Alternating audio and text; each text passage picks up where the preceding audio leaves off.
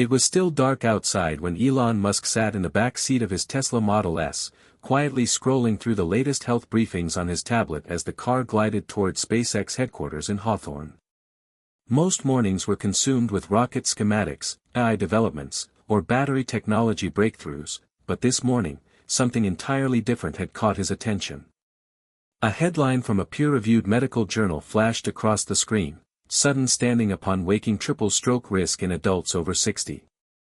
Elon squinted at the words, leaned forward, and read the abstract twice. His mother, May, was 76. She'd always been quick to rise and start her day with the kind of energy Elon admired. But what if that very routine was putting her in danger? The car turned a corner silently, and Elon tapped a message into his phone for Dr. Rebecca Halvorson, a preventative neurologist he occasionally consulted on Tesla's health tech research. "Call me ASAP. This article. Need confirmation. Critical if true." As the city began to stir awake outside the tinted windows, Elon's mind was racing. Minutes later, standing before a dozen engineers and executives in a sleek conference room, he opened with a jarring statement. "There's something more urgent than Mars today," he said. The team froze.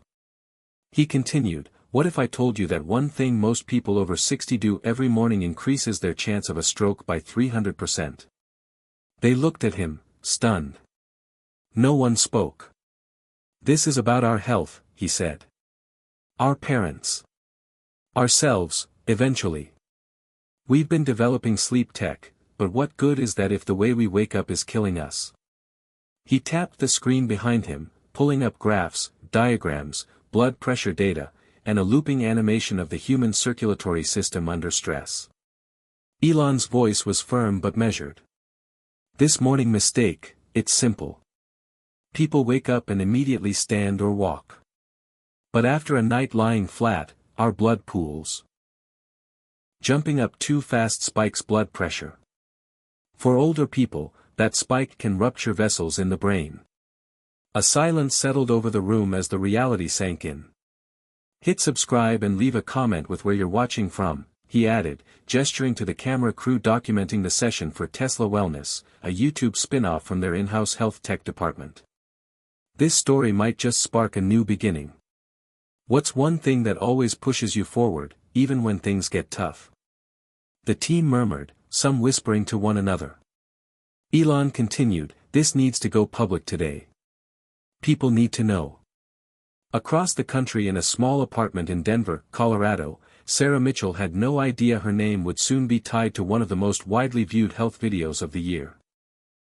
That same morning, she jolted awake to the sound of her neighbor's leaf blower and, as usual, pushed herself up and out of bed in one fluid motion. The sharp head rush that followed had become almost routine. Dizziness, a bit of blurred vision, but it always passed. She walked to the kitchen to put the kettle on, not realizing she was following a dangerous script. At 62, Sarah was healthy in the traditional sense. She walked 5 days a week, watched her sugar intake, and kept a steady social life. But what she didn't know was that her morning speed was pushing her body to the edge. She sat down, rubbing her temples, thinking the dizziness felt stronger than usual. She didn't tell anyone. She didn't think she needed to. Later that evening, while scrolling through YouTube looking for yoga routines, Sarah stumbled on the Tesla Wellness video. The thumbnail showed Elon Musk mid-speech with a bold headline beneath, "This morning habit triples stroke risk after 60. Elon Musk reveals the research." Curious, she clicked. What followed was 15 minutes of the most unsettling information she'd ever watched. As Elon described the mechanics of morning blood pressure surges and cerebral strain, Sarah's mind raced back to her own experiences. The wooziness. The lightheadedness. The way her heart sometimes pounded in her ears after getting up. Elon's voice echoed, "If you're over 60, and you jump out of bed right after waking, you may be risking your life. Take 3 minutes. Sit up. Let your body adjust." The next morning, Sarah didn't move right away when she woke. She sat upright in bed, took 3 slow breaths, and waited. No dizziness. Her heart beat normally. She smiled, almost sheepishly. Could it really be that simple? That day she called her daughter, Emily, a physical therapist in Portland. "Did you know getting out of bed too fast can cause strokes?" she asked. Emily paused. "Actually, yeah. We learned about orthostatic hypotension and pressure surges in school. But most patients don't take it seriously." "Well, I do now," Sarah replied. Elon's video went viral in under 12 hours. News outlets picked it up. Morning shows replayed it. Doctors started citing it in patient consultations. For many, it was the first time they'd heard such a direct and relatable explanation of stroke risk in older adults. Dr. Rebecca Halvorson, the neurologist Elon had texted that morning, appeared on CNN to break down the science. After age 60, she explained, arterial elasticity decreases. The heart has to work harder to pump blood upon sudden changes in posture. That initial surge can dislodge plaque, cause tears, or rupture weakened vessels, especially in the brain. It's not just theory. It's statistically backed. In Florida, in Arizona, in small towns and cities across America, seniors began changing their routines.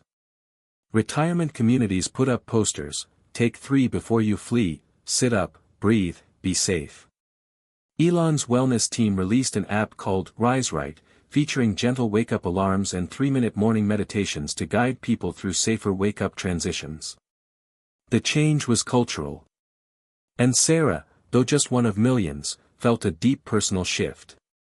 She started journaling each morning, using those 3 quiet minutes in bed to write one thing she was grateful for. "This routine might have saved my life," she wrote on her blog, which quickly gained traction after she posted a link to Elon's video.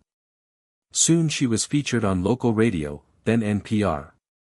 She wasn't just a follower of the advice, she became one of its most authentic voices. As the weeks went on, more data emerged. Hospitals and regions with high viewership of the video reported a slight but measurable drop in morning-time ER visits from strokes among seniors. Health departments took notice. Public service campaigns followed.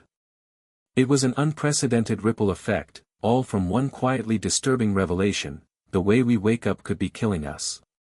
Elon, for his part, didn't bask in the spotlight. In an email to Sarah after reading her blog, he wrote, "It's people like you who carry the message forward. Tech can amplify the truth, but people give it meaning." Sarah printed that message and framed it. It hung by her bedside, a reminder to start each day slowly, with intention, and now, with purpose. The movement was only beginning. Hit subscribe and leave a comment with where you're watching from. This story might just spark a new beginning. What's one thing that always pushes you forward, even when things get tough? Long before her name appeared in headlines or podcasts, Sarah Mitchell had been just another retired schoolteacher with a quiet apartment, a garden balcony, and a routine built on habit more than purpose. Her husband, Tom, had passed away 6 years ago, and though the pain had dulled into something manageable, it had carved out a lonely space in her mornings. She woke each day at 6:45 a.m., not because she had to, but because that's what she and Tom had always done. Coffee at 7 o'clock, crossword by 7:30, out the door for a walk by 8 o'clock. The routine was a balm, a way to fill time, to keep grief in check. She never imagined that the most mundane part of it, the act of rising from bed, might be doing her harm. Looking back now, it made a certain kind of tragic sense. There were mornings when her vision would flash just slightly, the world tilting for a few seconds as she stood up too fast. She had blamed dehydration, or a bad night's sleep, or maybe just age. But now, with Elon Musk's video fresh in her mind and a new understanding of blood pressure mechanics, those fleeting moments seemed more sinister. The connection was subtle but real. Sarah's father had died of a stroke. So had her aunt. At the time, she chalked it up to bad genetics or stress. She never considered it could be something as seemingly innocuous as posture and timing. The morning after watching Elon's video, Sarah didn't jump up.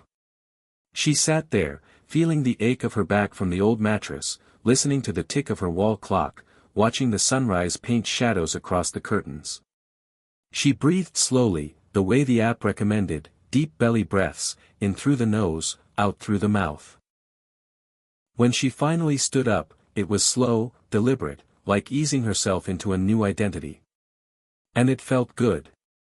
No dizziness. No pounding heart. Just stillness. That was the first moment she felt like she might be in control again. Her daughter Emily was surprised when she got the call later that week. Sarah had never been particularly interested in internet doctors, let alone taking health advice from a billionaire known for space rockets and robot cars. But the sincerity in her voice was unmistakable. "It's not about Elon," Sarah said. "It's about what he's saying. And I checked it. The science is solid. Did you know people over 60 are most likely to have strokes between 6 o'clock and 11 a.m.? That's when our blood pressure spikes. Especially if we get up fast." Emily didn't argue. She had studied this in grad school, but hearing her mom talk like this, driven, curious, engaged, was new. "I'm just glad you're taking care of yourself," she said. "Maybe I'll even try the slow wake-up thing too." Across the country, the conversation was gaining momentum. On morning shows, neurologists began breaking down the phenomenon in layman's terms. "It's called orthostatic hypertension," Dr. Harris said during a segment on Good Morning America. "When you lie down, gravity redistributes blood throughout your body. Upon standing, your heart needs to pump harder to get blood to your brain. For someone younger, that's not a problem. But for an older adult, that can trigger a sharp increase in blood pressure, and if there's any arterial blockage or weakness, it can lead to rupture." Elon's video had sparked a movement, but it was people like Sarah who were personalizing it, humanizing it. She joined an online forum called RiseRight, created by Tesla Wellness as a community space for older adults interested in lifestyle interventions. At first, she just read the threads, stories from seniors in Chicago, Austin, Seattle, sharing how their mornings had changed. A man in New York wrote, "Been sitting up for 5 minutes each morning instead of rushing to the bathroom. Haven't had a dizzy spell in weeks. I used to think that was normal." A woman in Arizona posted, "My husband laughed when I told him about the Musk video. Then he fainted last Thursday while getting out of bed too fast. Guess who's sitting up slowly now?" Sarah began posting too, not just about the physical shift, but the mental one. She talked about how the morning pause gave her time to reflect, to breathe, to remember her husband without rushing past it. Her words struck a chord. Comments poured in. "Thank you, Sarah. I needed this reminder today. It's like you're speaking directly to me. This isn't just health advice. It's a philosophy." Sarah wasn't trying to become a leader, but slowly, she did. When the forum moderators reached out to ask if she'd host a virtual Q&A for new members, she agreed. Nervous at first, she practiced talking points in front of her mirror. "It's not about fear," she told the audience during her first live session. "It's about awareness. Control. Starting the day on your own terms. Slowing down doesn't mean giving up. Sometimes, it means finally paying attention." The chat exploded with hearts and clapping emojis. Tesla Wellness invited her to LA for a feature video. She hesitated, she'd never been on a plane alone before, but something inside her shifted. This wasn't about her anymore.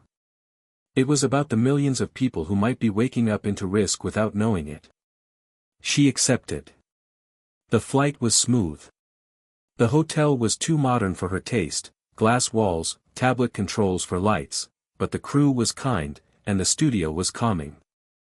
Elon appeared briefly, shook her hand, and thanked her personally. "You're the face of this now," he said, not as a compliment, but as an acknowledgement. "People need stories like yours." On camera, Sarah recounted her journey, not with drama, but with clarity. The grief. The routines. The dizziness she ignored. The video that changed everything.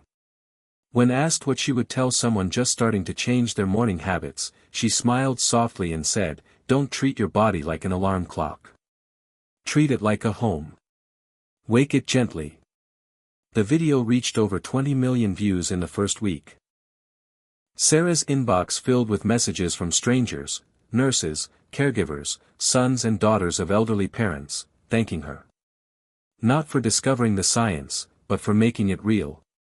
Meanwhile, new studies emerged supporting the initial claim. In a paper published in the Journal of Clinical Aging, researchers found that patients over 60 who incorporated gradual rising into their morning routine showed a 21% reduction in blood pressure variability and a 14% lower incidence of early-day hypertensive events over a 6-month period. Public health agencies took note. The CDC began drafting educational materials under a new campaign slogan, "Pause. Breathe. Rise Right." Community centers handed out brochures. Medicare added a wellness tip sheet to its annual mailers. It wasn't a miracle cure, but it was simple, actionable, and free. Sarah continued her advocacy quietly, returning to Denver with a sense of purpose she hadn't felt in years. She joined a local aging committee, launched a monthly newsletter called The First 3 Minutes, and even worked with her granddaughter to develop a short animated video explaining the science in kid-friendly terms, hoping children would help their grandparents remember. At 62, she felt more vital than she had at 52. Not because her body had changed, but because her mornings had. And so had her mindset. In a diary entry she shared in her final video of the year, she wrote, "Some changes are so small they feel invisible. But sometimes, the smallest shift in habit can be the loudest declaration of love, for yourself, for your future, for the people who need you to stay here just a little longer." The Rise Right movement didn't trend forever. Attention moved on, as it always does. But the change it left behind was lasting. Hospital ERs continue to track lower early morning stroke events among senior populations in high-awareness regions. Morning routines in retirement homes evolved. Even wellness products began marketing with the "slow wake" idea. But none of it would have happened without Sarah. Not because she discovered anything new, but because she lived it, openly, honestly, without pride or performance. And because she reminded the world that sometimes, all it takes to protect your life is one moment of stillness. In the weeks that followed her return from Los Angeles, Sarah Mitchell found herself juggling more than she ever thought retirement would demand. She had gone from morning walks and crossword puzzles to video calls with health officials, podcast interviews with wellness influencers, and late-night brainstorming sessions with Emily about how to simplify complex health messages for older adults. Her mornings, ironically, were still the calmest part of her day. She never skipped the 3-minute sit. That quiet moment before standing had become sacred, a pause that grounded everything else. The world might have been spinning faster around her, but her days always started in stillness. The response to her video with Tesla Wellness had been both overwhelming and deeply humbling. She never imagined that sharing her routine would ripple into public health awareness. One email from a man in South Carolina struck her hard. "My mother died from a stroke at 7 a.m. 3 years ago," he wrote. "We always blamed her high blood pressure, but she got up quickly every morning, just like you described. I wish we'd known. I wish she'd seen your video. Thank you for making sure others do." Messages like that arrived daily, each one a reminder of the stakes.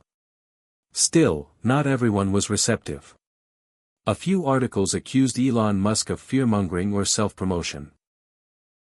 Some dismissed the claims as overblown or opportunistic. "Next they'll tell us sitting up is dangerous," one TV host joked. But Sarah didn't mind the skepticism. She had done her own reading. She had met the doctors. She had lived the change. And now, she had a community behind her. One of the earliest forums on the Rise Right app, called Standing Still, had grown to over 12,000 members. Sarah checked in often, offering encouragement, answering questions, and sharing tips. One morning, she posted a photo of her new nightstand note, 3 minutes of grace equals one more day to embrace. The responses flooded in. Someone from Illinois commented, "That's going on my fridge." A user in Oregon shared, "My dad's starting this today because of you." Encouraged by the momentum, Tesla Wellness began drafting a broader health literacy campaign, and Sarah was asked to help lead its first public event. It would be held in Austin, a city with a tech-savvy senior community and rising rates of hypertension-related hospital visits. Sarah had never been to Texas, but she agreed, packing her suitcase with lightweight blouses and her old teaching binder filled with notes and research articles. The event, called Wake Up Right, was held in a community auditorium near Zilker Park. Hundreds showed up, some in walkers, others with grandkids in tow, many just curious after seeing the viral videos. Elon made a remote appearance via live stream, giving a quick update on Tesla's health initiatives before turning the spotlight to Sarah. Standing on stage in front of a crowd that spanned generations, she felt a flutter of nerves but took a slow breath and remembered her 3-minute practice. She started with a question, "How many of you stood up fast this morning?" A few raised their hands, sheepishly. "That's okay," she smiled. "That was me, too, not long ago." She went on to explain the physiology, using visuals and analogies from her years of teaching. "Think of your body like a snow globe," she said. "When you shake it suddenly, everything swirls. But if you lift it gently, the flakes settle calmly. Your blood pressure works the same way. Sudden movement stirs things up too fast." The audience listened, nodding. During the Q&A, an elderly woman named Margaret asked how to remember the slow wake-up habit when life feels rushed. "That's a great question," Sarah said. "Set a soft alarm. Place a note on your nightstand. But more than that, make it a gift to yourself. These 3 minutes aren't wasted time. They're an investment. In your health. In your peace. In the people who love you." The room erupted in applause. After the talk, people lined up to thank her. Some cried. A man in a U.S. Army cap told her he had served in Vietnam and survived 2 heart attacks but had never considered the danger of how he stood in the morning. "All these years, no doctor told me that," he said. "You did. Thank you." The next morning, Sarah sat on the hotel bed, watching the Austin skyline emerge through the haze. She let her feet dangle, breathing slowly, the city waking with her. Then she stood and began her day, energized by something deeper than caffeine or routine, a sense of purpose that seemed to grow with each person she met. Back in Denver, her apartment had become a makeshift office. Emily helped her organize speaking requests and plan webinars. Her old friend Carol started helping with editing the newsletter, and even her teenage grandson, Jake, offered to design a logo. "You're kind of famous now, Grandma," he said, proud and a little amused. Sarah laughed. "Not famous. Just loud enough to be heard." But not all the news was good. In early October, her friend and neighbor, Linda, collapsed one morning after rushing to answer the door. A minor stroke, the doctors said, no lasting paralysis, but a clear warning. Sarah visited her in the hospital, bringing a copy of the Rise Right brochure and a bouquet of sunflowers. Linda was shaken. "I thought I was fine," she said, her voice thin. "I always thought strokes happened to people who smoked or had heart problems. I never expected it would be me." Sarah sat beside her and took her hand. "Neither did I," she said gently. "But we know better now. And we can do better." Linda became the newest member of the Rise Right forum. She posted her story the next week, and it quickly became one of the most shared threads on the app. The lesson was clear: awareness wasn't enough. It had to become action. And that required constant reminders, real stories, and communities that cared enough to keep spreading the word. In response, Tesla Wellness launched a pilot program in senior living communities, testing morning routines with built-in 3-minute sit-ups, guided breathing, and hydration stations. They called it Gentle Start. Sarah was invited to observe the rollout at a facility in Phoenix, where residents were given customized digital clocks that displayed soft wake-up messages and pulse-monitoring wristbands synced to their health records. The results were promising: fewer early-day dizziness complaints, improved mood scores, and even anecdotal reports of better sleep. One resident, a retired nurse named Glenda, said she'd finally stopped needing her morning nausea pills. "I used to pop out of bed and feel like I was falling off a cliff," she said. "Now I wake up like I'm walking into a warm room." As the data came in, Elon tweeted, "Simple shifts. Profound outcomes. Sometimes technology just reminds us how to be human." Sarah printed the tweet and added it to her scrapbook. Not because of the fame or the recognition, but because it reminded her why she had stepped into the spotlight in the first place. Not to chase influence, but to amplify truth. And to honor the people she'd lost: her father, her aunt, her husband Tom, whose mornings had passed in silence, before the science could catch up. That night, sitting by her window with a cup of tea, Sarah looked out at the darkening city and reflected on how far the story had come. A mistake once made in millions of homes was now being reconsidered, one morning at a time. And while the world would keep spinning, and attention would shift, some changes would endure, quiet, subtle, life-saving. She opened her laptop and began typing her next newsletter. The title read, "The Moment Before the Movement." When Sarah Mitchell began writing her next newsletter, she had no idea that it would land on the desk of a White House aide.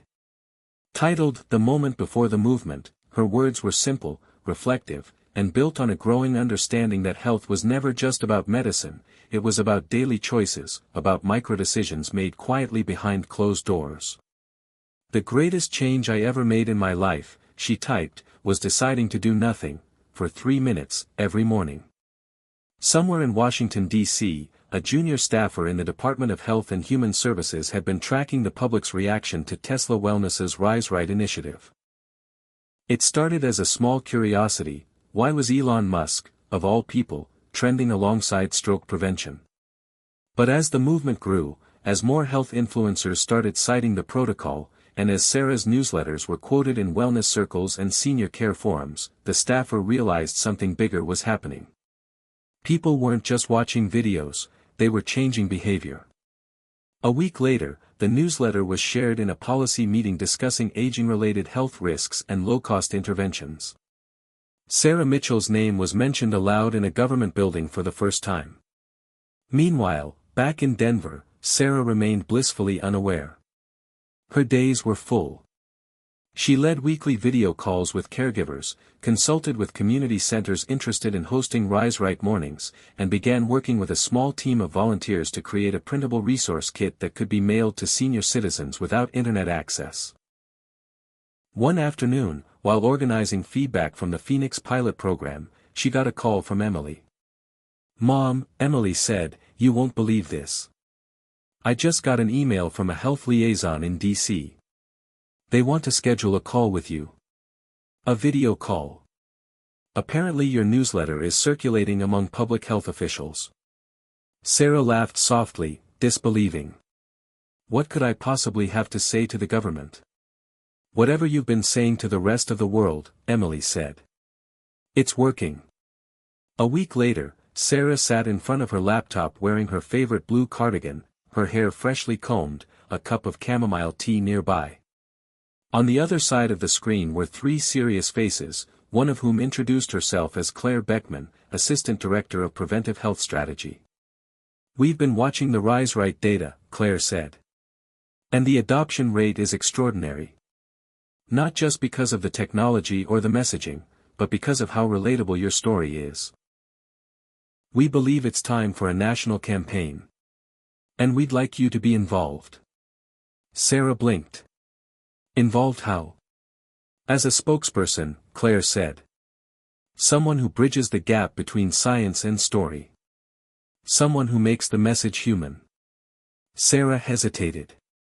She had never considered herself a spokesperson for anything. She was a teacher, a mother, a widow, a woman who simply wanted to stay healthy. But something inside her, the same quiet courage that had made her say yes to Austin, yes to Phoenix, yes to the video, whispered again. Say yes. I'm not a doctor, she said. But I can speak from experience. And I've seen what it means to people when they finally feel like they're in control again. Even for just 3 minutes a day. Claire smiled. That's exactly why we need you. The campaign launched 2 months later, in the heart of winter, when mornings were darker, colder, and more rushed. Branded, "Start with Stillness," it featured posters in clinics, short PSAs on local TV stations, and printed tip sheets delivered in utility bills and prescription bags. At the center of it all was Sarah, standing in her modest kitchen, sitting slowly on the edge of her bed, speaking directly into the camera. It only takes 3 minutes, she said in one widely aired commercial. Sit up. Breathe. Let your body catch up to your heart. Some mornings, that's all it takes to protect the life you've spent years building. The message resonated far beyond expectations. Pediatricians began sharing the tip with grandparents. Churches integrated it into their senior ministry programs. Health insurance providers sent reminders to their clients over 60. Even gym instructors and yoga teachers began incorporating graceful rising into their early morning routines. Sarah's image appeared in waiting rooms and bus stops. People recognized her at the grocery store, often thanking her, some with tears in their eyes. You helped save my husband, one woman said, clutching Sarah's hand outside a pharmacy. He started doing the sit-up routine after I saw your video. 3 weeks later, he had a scan. Turns out he had a small clot they caught just in time. Stories like that became common. Not always dramatic, but always sincere. And through it all, Sarah remained grounded. She still woke slowly. She still took long walks. She still met with Linda, now fully recovered, for tea every Thursday. The fame was never the point. The point was prevention. The point was peace. The point was not letting another family bury a loved one because of something that could have been avoided. One morning, in early spring, Sarah received a letter. Not an email, but a real letter, handwritten on heavy cream stationery. It was from May Musk, Elon's mother. Dear Sarah, it read, "Thank you. Your story reminded me to slow down. At 76, I thought I had seen every kind of health advice. But your voice made me stop and listen. You've done something powerful, you've made aging feel hopeful. And for that, I'm truly grateful." Sarah read the letter twice. Then she folded it and placed it in her scrapbook next to Elon's tweet and a photo from the Austin event. Hopeful. That word stayed with her. It was what she had lacked in the years after Tom passed. What she had doubted when the dizziness first began. What she had rediscovered not through medicine, but through attention, through presence, through a willingness to share. Emily visited that weekend with Jake in tow. They brought muffins and stayed for hours, catching up on life and laughing over how Grandma had somehow become the face of a national health campaign. You should start a podcast, Jake said. You could call it 3 Minutes with Sarah. Sarah chuckled. Maybe I will. That night, she sat by her bedroom window, tea in hand, the city glowing below. She thought about all the mornings she had once rushed through. All the days that had begun in a fog of distraction, of urgency, of assumed health. And she thought about how different the world felt now. Not because she had changed it, but because she had paid attention to the smallest part of it. She set her tea down and pulled out a notebook. On the first page, she wrote the title of her next newsletter, "Stillness is a Skill." Then, beneath it, a single sentence, "Every revolution begins in silence." Sarah Mitchell hadn't planned on becoming the voice of a national movement, but 5 months into the Rise Right campaign, that's exactly what she was.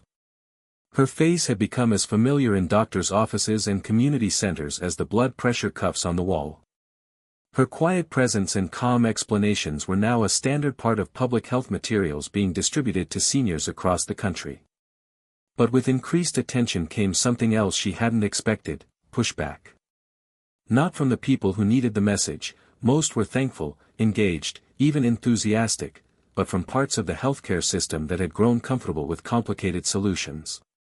One afternoon, a skeptical opinion piece appeared in a prominent medical journal, dismissing the 3-minute method as anecdotal, overhyped, and lacking large-scale clinical trials. The author, a respected cardiologist, warned against placing false confidence in behavioral trends that give patients the illusion of safety without addressing deeper health needs. Sarah read the article 3 times. It stung. Not because it questioned the science, she welcomed scrutiny, but because it assumed that the stories she was helping share were distractions rather than invitations to deeper awareness. Later that day, she sat on a bench at Cheeseman Park, watching joggers and dog walkers pass by, wondering if she had gone too far outside her lane. She wasn't a doctor. She had no credentials beyond the decades she'd spent teaching high school biology and raising 2 children. And yet, thousands had emailed her, thanked her, followed her guidance. Was that just luck? Or was there something real here, something she knew in her bones that didn't need a white coat to be true? As she sat in the fading afternoon light, her phone buzzed. It was a message from Linda, who had just returned from her latest follow-up visit. BP normal. Doc said whatever I'm doing, keep doing it. That includes our 3-minute mornings. Thanks, my friend. You saved me. Sarah smiled and texted back a heart. Maybe this wasn't about science versus story. Maybe it was about bridging them. A week later, she was invited to speak at a regional medical conference in San Diego, an unusual request for someone without a medical degree, but the organizing committee had specifically asked for her perspective. Patients trust her, the invitation read. She reminds us why we started doing this work in the first place. Sarah agreed to attend, though she felt out of place among the sea of lanyards and acronyms. On the morning of her talk, she stood backstage and glanced over her notes one last time. Then she folded them up and put them in her purse. She would speak from the heart. When she stepped on stage, she looked out at the crowd, doctors, researchers, policy advisors, and said, "I know I'm not supposed to be here. At least, not by your rules. I didn't go to med school. I don't wear a lab coat. But I do wear something else, lived experience. And so do the millions of seniors watching your videos, taking your advice, trying desperately to stay one step ahead of a system that often speaks over them instead of to them." A hush fell over the room. Sarah continued, "Let me ask you something. If you had to choose between a pill and a practice, if one cost money and came with side effects, and the other was free, safe, and built around awareness, wouldn't you want your patients to have both options?" That's all this is. 3 minutes. A pause. A practice. It's not a miracle. But it's a door. And once someone opens that door, they might start paying attention to other parts of their health, too. After she finished, the room stood in applause. Several doctors approached her afterward to say they were revising their patient education handouts. One young resident told her, "You just changed how I'll speak to every older patient from now on." Not long after the conference, Sarah received an email from the CDC. They were preparing to launch a spring awareness campaign and wanted her to film a new video focused on stroke prevention in diverse communities.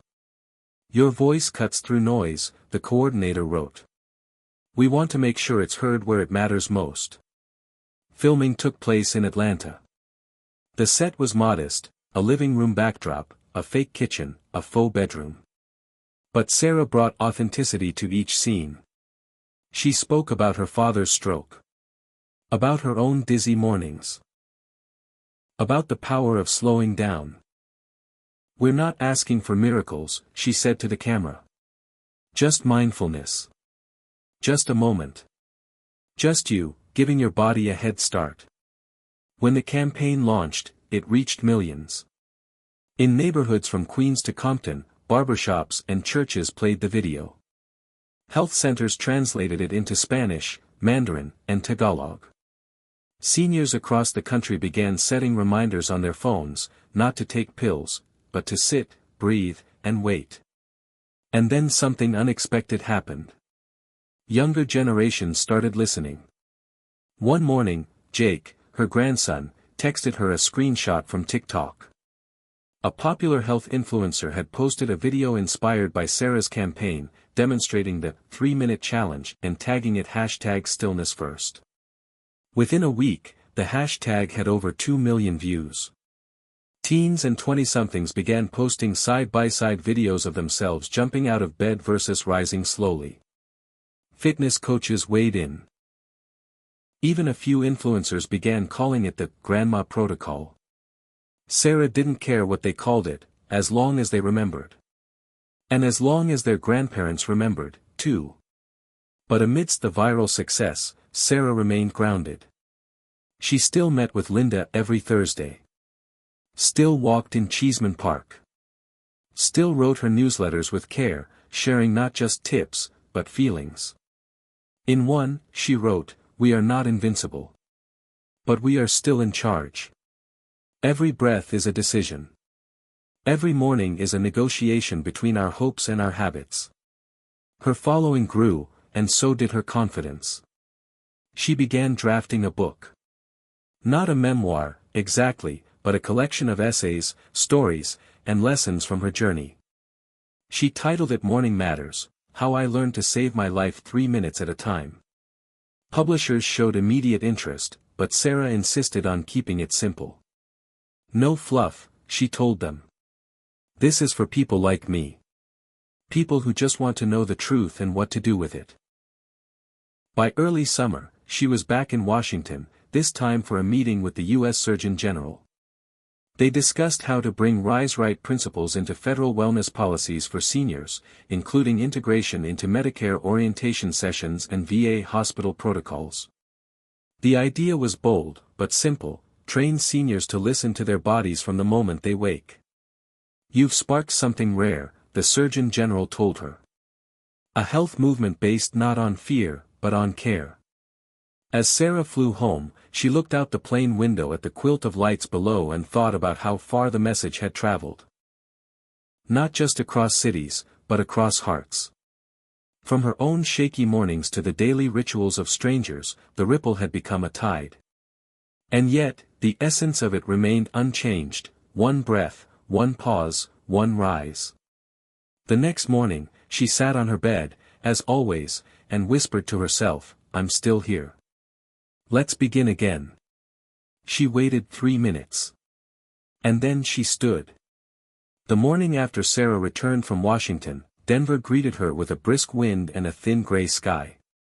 She opened her window anyway, letting the chill roll across her skin as she slowly sat up in bed. 3 minutes. That was the rule. And more than that, it was the rhythm her body now trusted. After years of rushing, waking with urgency and expectation, she had come to understand the quiet power of waiting. And now, the rest of the country was beginning to understand it, too. Her inbox was overflowing again. Emails came in from retired teachers in Ohio, from bus drivers in Mississippi, from a yoga studio in Portland that had launched an early morning class called Stillness at Sunrise. A 92-year-old woman from Alabama wrote to say her great-granddaughter now asked every night, "Grandma, did you remember your slow sit today?" Sarah read every single message. She replied to as many as she could. But one in particular stopped her. It was from a man named David Reardon, a retired firefighter from Boston. "Your video saved my brother's life," it began. "He's 68. Got up too fast last year and blacked out. Luckily fell onto the bed and not the floor. Saw your segment, started the 3-minute method, and hasn't had a dizzy spell since. But here's the thing, I didn't believe any of it. Not at first. Until last week. I was the one who stood too fast. I felt that spin, like the world dropping out from under me. I sat back down. Waited. Breathed. It passed. That moment might have saved me. Thank you." Sarah read the message twice, then forwarded it to Emily with a note that said simply, "These stories keep finding me. Maybe because I keep needing to hear them." That same day, her publisher sent over the first round of proofs for her book. Seeing the title, Morning Matters, on a mock cover brought a flush of emotion. It wasn't about seeing her name in print. It was about giving people something they could hold, underline, pass on. Something to sit with, literally and figuratively. But along with the joy came pressure. More eyes meant more expectations. And not everyone was kind. In one national paper, a columnist dismissed her as a symbol of America's obsession with shortcuts and pseudoscience. Another headline questioned the logic of spending public dollars on what it called grandma wisdom. Sarah didn't respond. She didn't need to defend what she already knew in her body, and what thousands more now practiced in theirs. Still, the criticism lingered in the edges of her mind. It was during one of her weekly walks with Linda that she finally gave voice to it. "Am I doing too much?" she asked. "Should I just step back and let the experts handle the rest?" Linda stopped walking. "Sarah, you're not trying to be famous. You're trying to be useful. There's a difference. And besides, you're not pushing pills or selling detox teas. You're telling people to sit down. If that's controversial, the world's more upside down than I thought." They laughed, but Sarah tucked the reassurance into her heart. That night, she worked late into the evening, fine-tuning the last chapter of her book. She ended it with a simple story, the moment she decided to sit, to breathe, to reclaim her mornings from autopilot. "There was no music playing," she wrote. "No angels descending. Just silence. And for once, I didn't rush to fill it. I sat with it. And that made all the difference." Days later, Elon Musk tweeted a photo of the book cover. "Sometimes, the smallest adjustment makes the biggest difference. Grateful to @Sarah M for leading with wisdom, not ego. #Morning Matters." The tweet went viral. Again. Sales of the book spiked overnight. Amazon listed it as the #1 new release in health and aging. But more than the numbers, it was the community that grew. A new section of the RiseRight app launched, a digital book club for seniors, centered around Morning Matters. Each week, Sarah posted discussion questions, reflections, and short videos answering reader questions. It was more engagement than she'd ever imagined. And it was work. Real work. Some nights she sat at her kitchen table with printouts, sticky notes, and 2 pairs of reading glasses. But she loved it. Because this wasn't about brand deals or bestseller lists. It was about connection. And then, in the middle of it all, something unexpected happened. Emily called one morning with a voice tight and urgent. "Mom. It's Jake. He collapsed at school." Sarah's heart stopped. "What happened?" "The ER says it might be a heart rhythm issue. They're doing more tests. He's stable now. But I don't know. Can you come?" Sarah didn't pack. She just grabbed her purse, threw on a coat, and got in a cab. The flight to Seattle was the longest 2 hours of her life. Her mind raced through memories, Jake as a toddler, climbing trees, learning to ride a bike, laughing with a peanut butter smile. She couldn't lose him. Not now. Not after everything. At the hospital, she found Emily in the waiting room, pale and shaking. "They think it's an arrhythmia. He fainted, hit his head, but no bleeding. He's awake now." They walked together to his room. Jake looked small in the hospital bed, wires across his chest, and 4 in his arm. But he smiled weakly when he saw her. "Hey, Grandma. I think I need your slow-sit rule." Sarah choked on a laugh. She reached out and squeezed his hand. "It works," she said softly. "We're going to figure this out." The doctors kept him overnight.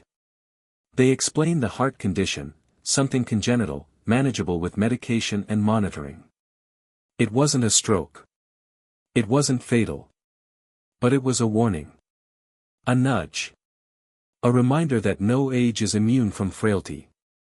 Sarah stayed with him, sleeping in the chair beside his bed, holding his hand through the beeps and murmurs of the ICU. And in the morning, she sat on the edge of her cot. 3 minutes. Even there. Especially there.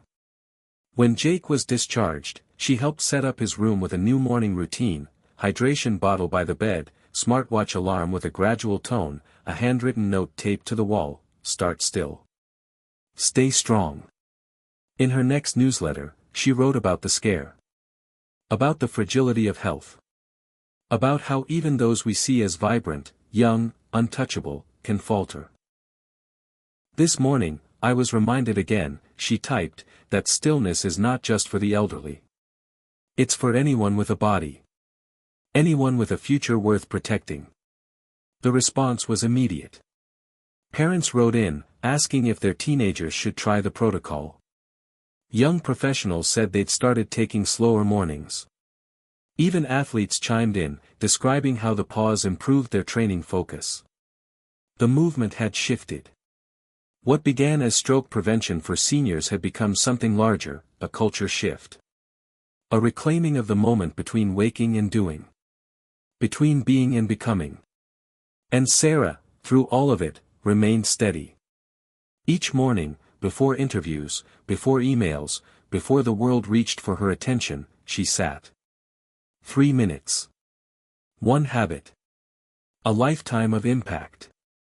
By midsummer, Sarah Mitchell was no longer surprised when strangers recognized her.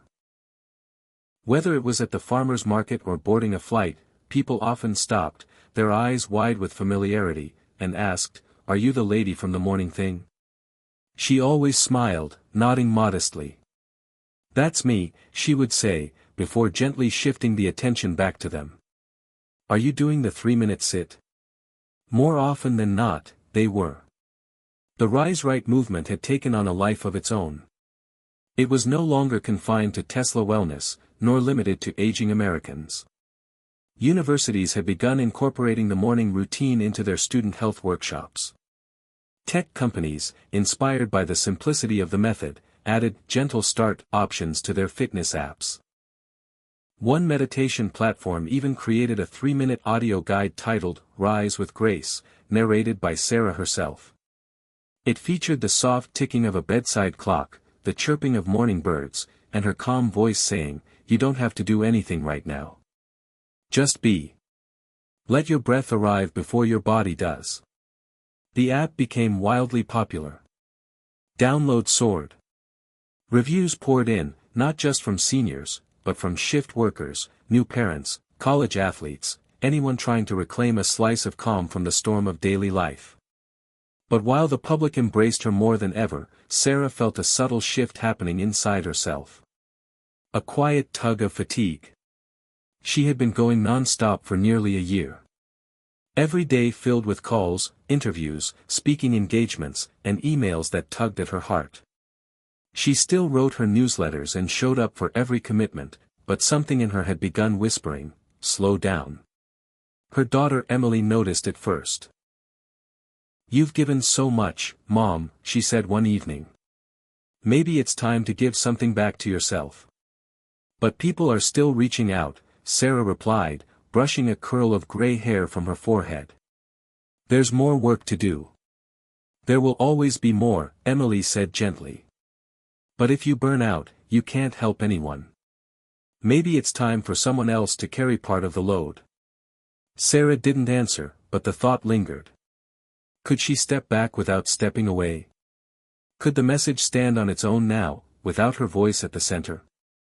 A week later, she received an invitation to attend the Global Wellness Summit in Stockholm. The organizers wanted her to speak about the cultural shift in preventive health and the role everyday habits play in large-scale behavior change. It was an honor, and a clear signal that the movement had grown beyond her.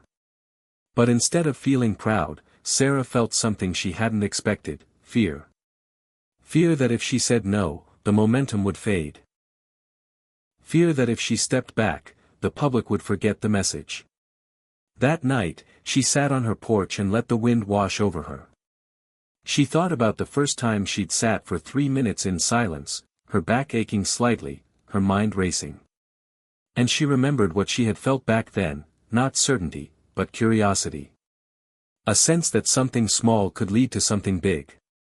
And now, years later, she was standing at a similar threshold.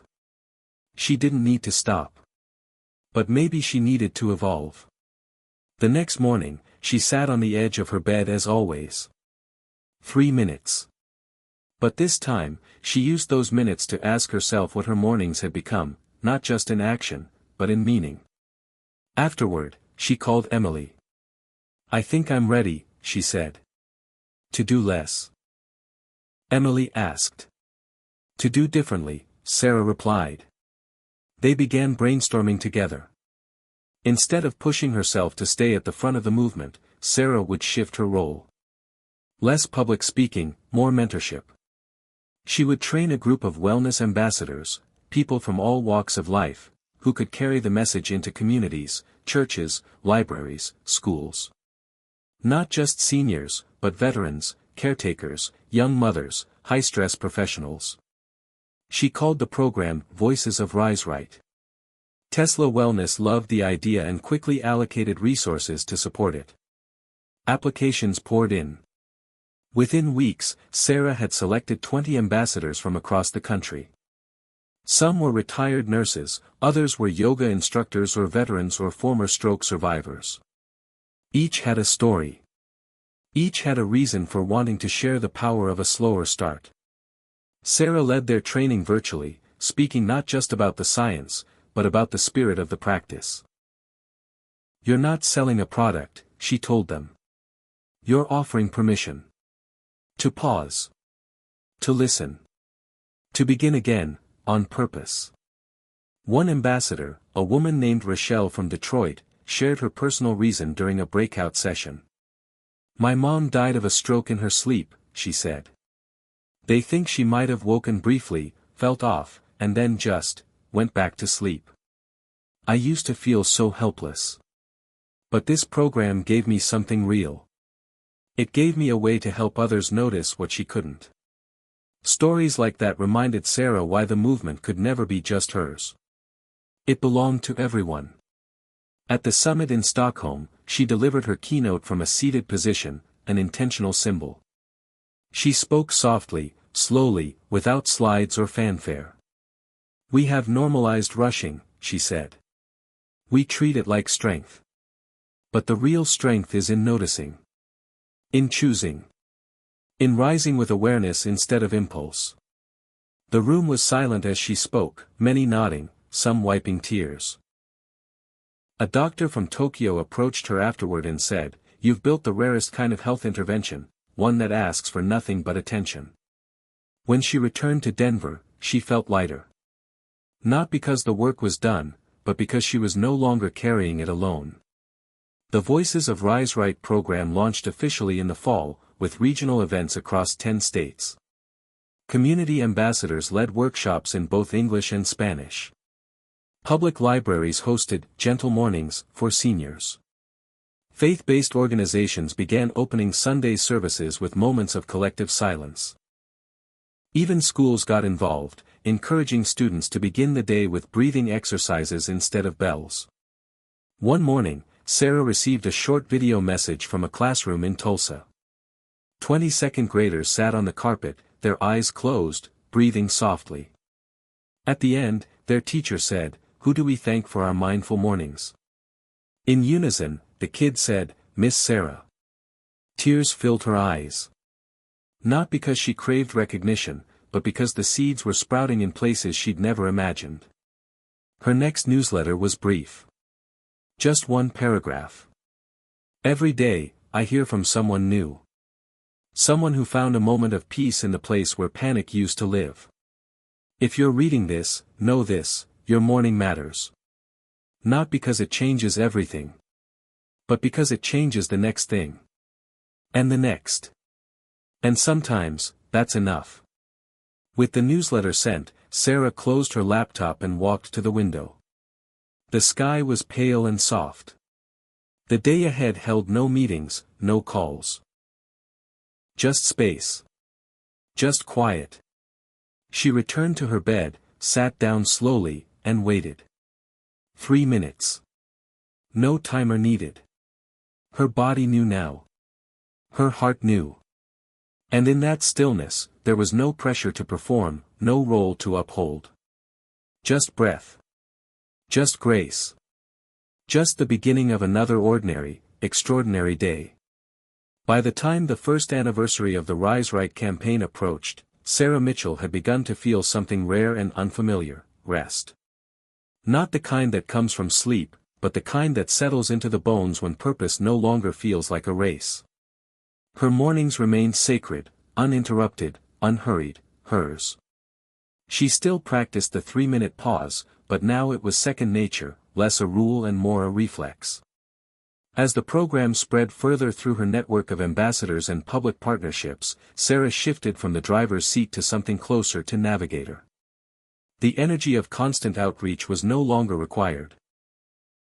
Her message had grown legs, had grown voices, had grown homes across the country in places she would likely never visit. It was in early October when she received an unexpected envelope in the mail. Hand-addressed, thick paper, no return address. She opened it slowly, unfolding a cream-colored letter with a golden seal at the top. The White House requests the presence of Sarah Mitchell at a health and wellness advisory roundtable, recognizing her contributions to national senior health education initiatives. She stared at the words for a full minute before blinking them into clarity. It wasn't just a meeting. It was recognition, formal, national, undeniable. A handwritten note at the bottom read, "Your message reached the highest desk in the land. We would be honored to hear it in person." She read it twice. Then she called Emily. "Are you sitting down?" Sarah asked. "You're scaring me," Emily replied. "No, wait, did you get a letter? From the White House?" "You're kidding." "I'm not." "Mom. That's, wow. Wow. I know. Do you want to do it?" Sarah paused. "I think I do. Not because I need it. But because it means the work really matters." 2 weeks later, Sarah arrived in Washington, escorted through white columns and polished corridors, her footsteps echoing in halls that had once housed presidents and peace accords. She wore a simple navy dress, her wedding ring still on her hand, a small silver pin on her lapel shaped like a sunrise. The roundtable was held in a room she had only ever seen on the news. There were a dozen others present: doctors, behavioral scientists, non-profit directors, and a few other citizen advocates. Sarah was the only one over 60. The Surgeon General opened the discussion, thanking everyone for their work and contributions to public wellness, especially in the realm of prevention. Then he turned to Sarah. "Ms. Mitchell," he said, "we've been tracking the data around the Rise Right program. It's become clear that the greatest impact has come not from the technology, but from the message, and from the messenger. Would you share how it all began?" Sarah cleared her throat. "It began with a moment," she said. "A moment of dizziness. I had rushed out of bed, the way I had done for years, and suddenly my world tilted. That moment frightened me. But it also gave me a question I hadn't asked in decades: what if I did less? What if I gave myself a pause? I never expected that question would resonate with millions." She spoke without notes. Calmly. With conviction but no self-importance. She described the loneliness of aging, the slow decline that often hides behind routines, and the way something as small as 3 minutes could interrupt that decline, could remind people of their autonomy, their awareness, their right to care gently for their bodies. Around the table, heads nodded. At the end, an advisor to the First Lady leaned forward and asked, "If we wanted to embed this into senior housing initiatives across the country, what would it take?" Sarah didn't hesitate. People. Not just pamphlets or protocols. You need people, neighbors, community leaders, nurses, church volunteers, who understand that this isn't about rules. It's about rhythm. You train the people, and they train the culture. The room buzzed with agreement. The meeting ran long. Several officials asked to follow up privately. Sarah left with a quiet smile. On the flight home, she didn't feel proud. She felt aligned. As if the arc of her life, with all its detours and heartbreaks and recoveries, had quietly straightened itself into something meaningful. But there was still one piece of her past she hadn't yet faced. Tom. Not the grief of losing him, that wound had long ago become scar tissue, but the question of what he would have thought of all this. Would he have been surprised by her transformation? Or would he have seen it all along, beneath the years of careful routines and modest dreams?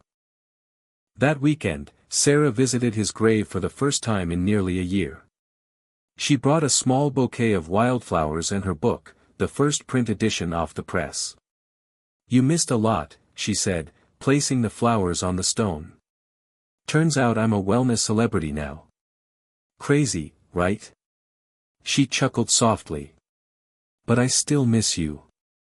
Every day. You're still the first thought when I wake up. And some days I still look over at your side of the bed and expect to see you sitting up, waiting for your coffee." She opened the book and read him the dedication, "For Tom, who taught me how to begin every morning with love, even in silence." A single leaf drifted past as she closed the book. She stood in silence for 3 minutes, not watching a clock, just breathing with him, with the wind, with her memories. When she left, her heart felt quiet. Settled. Full. Back at home, she continued mentoring the RiseRight ambassadors, occasionally hosting guest conversations for the Digital Book Club. She declined new interviews, passed media requests to her trainees, and began planning something smaller, a local wellness retreat, hosted in Denver, for older adults who wanted to reconnect not just with health, but with purpose. It wasn't a glamorous event. No big-name sponsors. No flashing cameras. Just folding chairs in a community center, speakers from different generations, shared meals, and hours of gentle movement and shared silence. She called it the morning table. The idea was simple: we all rise, every day. So why not rise together? The first retreat welcomed 42 attendees. Some came from nearby counties, others flew in from as far as Maine and Texas. Over 3 days, they practiced the slow rise, shared personal stories of illness and recovery, laughed over soups and stews, and, most profoundly, held space for each other's fragility. One woman, a former airline pilot, stood up on the last day and said, "I've flown through storms and crosswinds. But this weekend? This is the first time I've felt safely grounded in years." The group clapped. Sarah smiled. And just like that, the morning table became an annual event. Not because it needed to, but because the hunger for community had never been greater. Sarah's days became quieter again, but not empty. She kept writing. Kept listening. Kept answering the occasional letter from someone who had just discovered her message for the first time. One morning, a letter arrived from a correctional facility in Iowa. It was handwritten in careful script. "I saw your interview on the Common Room TV. I've been in this place for a long time. Mornings are rough here. But I started doing your routine, just sitting, breathing. Some of the other guys are trying it now too. We call it the inmate inhale. I know I've messed up a lot. But that 3 minutes helps me feel like a person again. Thank you." Sarah read the letter twice. Then she cried. Quietly. Not from sadness, but from the weight of knowing the ripple hadn't stopped. It had moved from boardrooms to classrooms to prison walls. And still it moved. Because 3 minutes didn't care who you were, or where you'd been. It only cared that you were still here. And still willing to begin again. The fall air was crisp as Sarah Mitchell stepped onto the stage at Denver's Civic Center for the annual RiseRight Summit. This year's event was the largest yet, over 500 attendees, representing a patchwork of communities, ages, and backgrounds. The energy was electric, but tempered with the calm that had become the signature of the movement. Sarah felt a quiet thrill. This wasn't just a wellness event anymore, it was a gathering of lives transformed, stories rewritten. She looked out over the crowd and saw faces she recognized. Ambassadors who had traveled from hundreds of miles away, older adults who had found new purpose, families who now greeted each morning with intention instead of rush. The summit had evolved from a simple concept into a catalyst for connection. Sarah took the microphone and smiled softly. "Welcome, everyone," she began. "Thank you for being here, for choosing to start this day with awareness and kindness toward yourselves." She paused, letting the words settle. "When I first began this journey, I never imagined we'd be here today.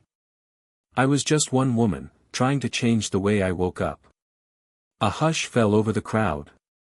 "But what I learned," Sarah continued, "is that change doesn't happen alone. It happens when we rise together."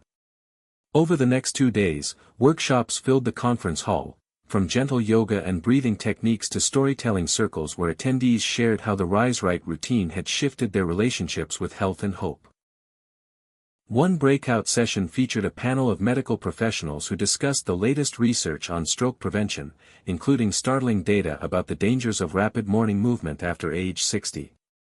Sarah listened with pride as Dr. Harper, a neurologist and longtime supporter, spoke about the emerging evidence linking sudden exertion in the early morning to a tripling of stroke risk in older adults.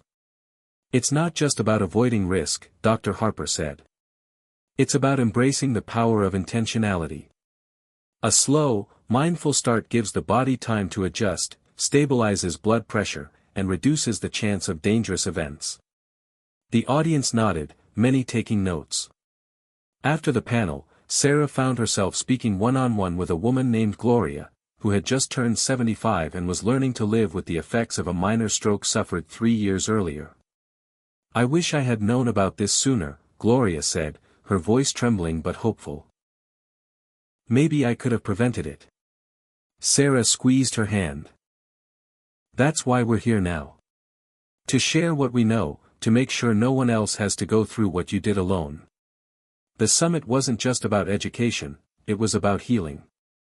That evening, during the closing ceremony, Sarah took a moment to reflect on the journey from that terrifying morning when she nearly collapsed in her bedroom to this moment of collective empowerment. She thought of Tom, and the quiet mornings they had shared before illness claimed him. She thought of Emily, whose steadfast support had kept her grounded. And she thought of every person who had taken the small step of pausing, just 3 minutes, and found a new way to live. As she spoke, she saw tears glisten in the eyes of strangers and friends alike. "Life," she said, "is unpredictable. But how we begin each day can shape how we meet the challenges ahead." I hope you all carry this message beyond these walls. Because the true power of Rise Right is not in a routine, but in a community that cares. After the summit ended, Sarah's inbox overflowed with messages, from caregivers, veterans, teachers, and even athletes who'd adapted the routine to their own needs. One email stood out. It was from a man named Marcus, a former firefighter in his late 60s, who had suffered a mild stroke 6 months prior. "Your story gave me hope," he wrote. "I'm rebuilding my life, one breath at a time." Sarah responded immediately, inviting him to join the Voices of Rise Right Ambassador program. Meanwhile, the scientific community had taken note of the growing data and public interest. A major research hospital in Boston announced a multi-year study on the effects of slow morning routines on cardiovascular health in seniors. Sarah was asked to serve as an advisor, her lived experience providing valuable insight alongside clinical expertise. Back home, as the leaves turned gold and red, Sarah settled into a new rhythm, one that balanced outreach with rest, activism with reflection. She began working on a second book, this one more personal, weaving together stories from the Rise Right community with lessons learned from her own journey. One afternoon, while editing a chapter on vulnerability and strength, Sarah received a phone call from Emily. "Mom, you need to come over. It's urgent." Sarah's heart quickened. At Emily's house, she found her daughter holding a small, glossy envelope. "This came for you," Emily said. Inside was an invitation to speak at a TED Talk, a platform Sarah had only dreamed of. "They want you to tell your story, to share the science and the soul behind RiseRight." Sarah felt a mixture of excitement and nerves. Speaking on such a stage was intimidating, but she knew the opportunity could bring even more awareness to the morning mistakes so many unknowingly made. Over the following weeks, Sarah prepared diligently. She refined her talk to focus on the science of stroke risk, the simple habit that could save lives, and the human stories that gave the message heart. She practiced pacing and breath, determined to embody the very calm she advocated. The day of the TED Talk arrived with bright sunlight filtering through the curtains. Sarah stood backstage, listening to the previous speaker. When her turn came, she stepped onto the red circle, heart pounding but face serene. She began with a question that had launched her journey years before: what if you could reduce your risk of stroke by simply changing how you start your morning? She spoke about the danger of rushing out of bed, about the tripled risk after age 60, and about the power of the 3-minute pause. She shared stories of people whose lives had changed because they learned to rise gently, to breathe slowly, and to listen to their bodies. The audience was captivated. At the end, the applause was thunderous. Backstage, several attendees approached her with gratitude and offers to collaborate. Sarah realized this was more than a speech, it was a call to action. The talk went viral online, watched by millions in the days and weeks that followed. Media outlets clamored for interviews, but Sarah, mindful of her new boundaries, redirected inquiries to the voices of RiseRight ambassadors. The movement was no longer just hers, it belonged to a community that was growing stronger every day. One evening, after returning home from a quiet dinner with Emily, Sarah sat by the window, watching the city lights twinkle below. She thought about the journey. The fear, the hope, the relentless persistence. And she knew the message was clear: life's most important moments often begin in silence, in stillness, in a breath. As she closed her eyes for the 3-minute pause, she whispered to herself, "Rise right. Live well." The routine that had once been a personal salvation had become a beacon for countless others, a reminder that even the smallest change could ripple into a wave of healing. And for Sarah Mitchell, that was the greatest gift of all. Hit subscribe and leave a comment with where you're watching from. This story might just spark a new beginning. What's one thing that always pushes you forward, even when things get tough? After the whirlwind of the TED Talk and the national attention it brought, Sarah Mitchell found herself at a crossroads. The RiseRight movement had blossomed far beyond what she had ever imagined, but with growth came new challenges, complex questions about sustainability, inclusivity, and how to keep the message both urgent and accessible. One crisp November morning, Sarah sat in her home office, a cup of chamomile tea cooling beside her, scrolling through emails. Many were from people sharing deeply personal stories: a man in Ohio who credited the routine with preventing another stroke, a woman in California who found peace in the pause amid caregiving chaos, a retired teacher in Georgia who had introduced the practice at her local senior center. But there was also a flood of questions and doubts. Some wondered if the routine was enough, others questioned whether it applied to people with existing health conditions. A small but vocal group challenged the science behind the message, demanding more data and clinical proof. Sarah knew these challenges were part of growth, but they also signaled a need for deeper engagement. She reached out to Dr. Harper and a team of researchers to explore partnerships for expanded studies and community programs. One particularly cold afternoon, Sarah received a call from a woman named Lisa, who was leading a nonprofit focused on health equity in underserved urban neighborhoods. Lisa wanted to bring RiseRight to communities where stroke rates were disproportionately high, but access to wellness resources was limited. Sarah was inspired. Here was an opportunity to bring the message to those who needed it most, beyond the usual circles. Together, they designed a pilot program tailored to the specific needs and realities of urban seniors, incorporating culturally relevant practices, flexible scheduling, and group support models. The program launched in a community center in Chicago's South Side, with Sarah traveling there for the opening day. She was greeted by a vibrant group of older adults, some skeptical, some eager, but all curious. The first session was a mix of laughter, tentative movements, and shared stories. Sarah felt the familiar blend of hope and challenge, the essence of human connection.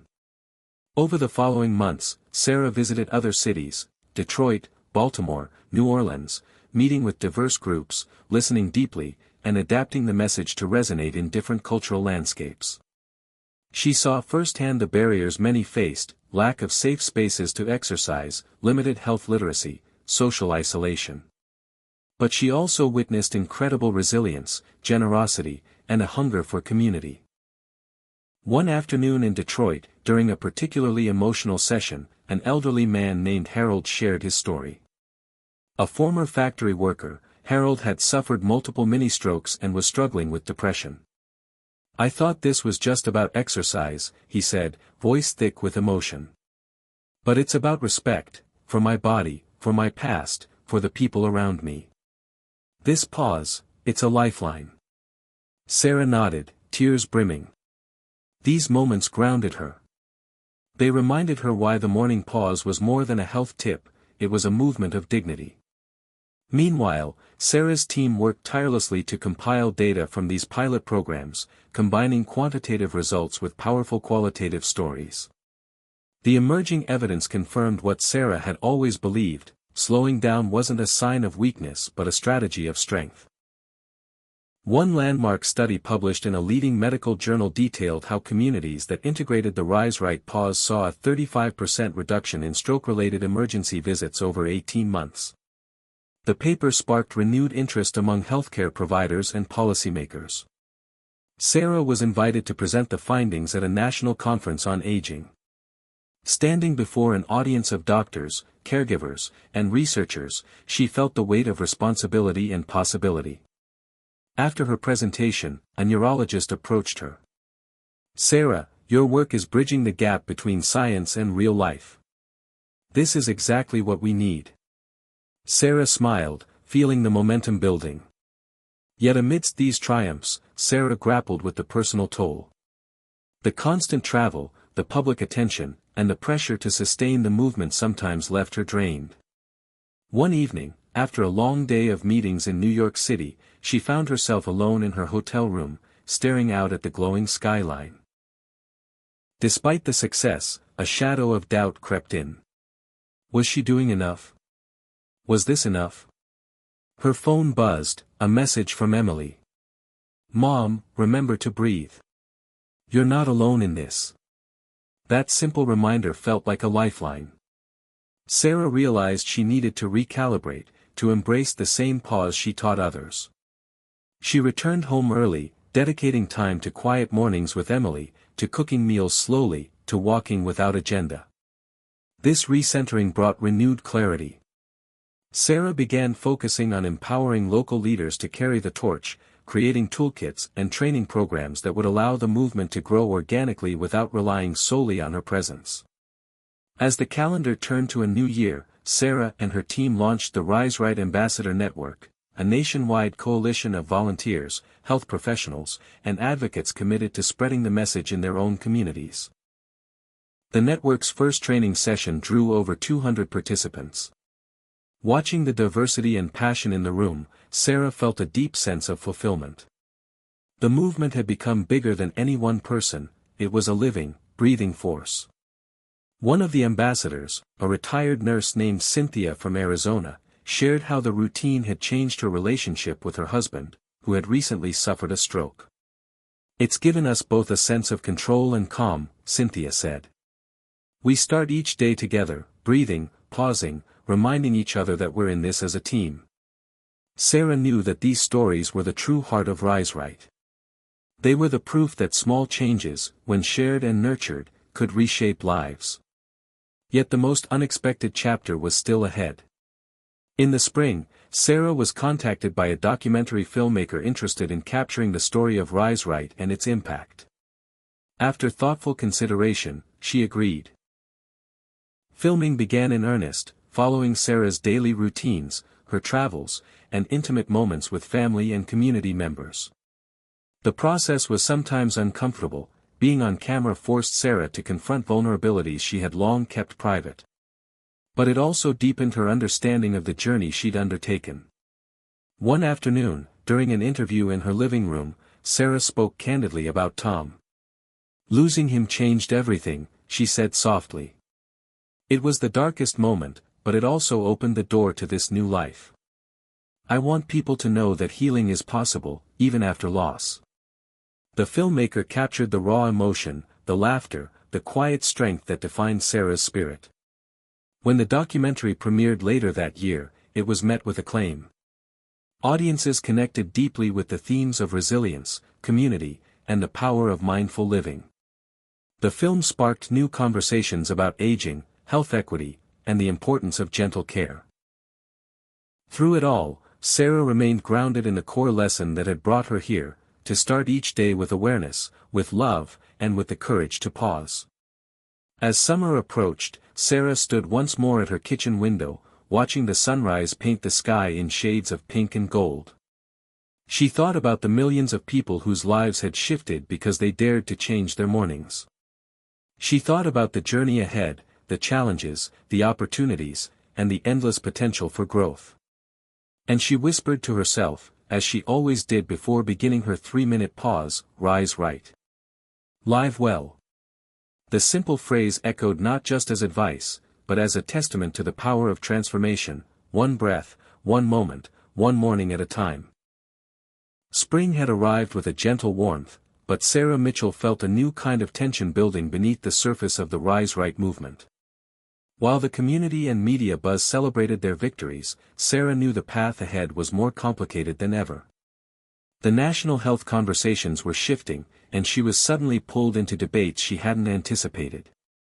One morning, as she scrolled through social media over her usual cup of chamomile tea, Sarah noticed a sharp increase in comments questioning the simplicity of the 3-minute pause. Is this really enough to prevent strokes? What about people with other health conditions? Sounds like another wellness fad. The skepticism wasn't unexpected. Every new movement faces critics, but the tone felt more aggressive, even dismissive. Sarah realized the Rise Right message was becoming a flashpoint in larger cultural battles over health science and misinformation.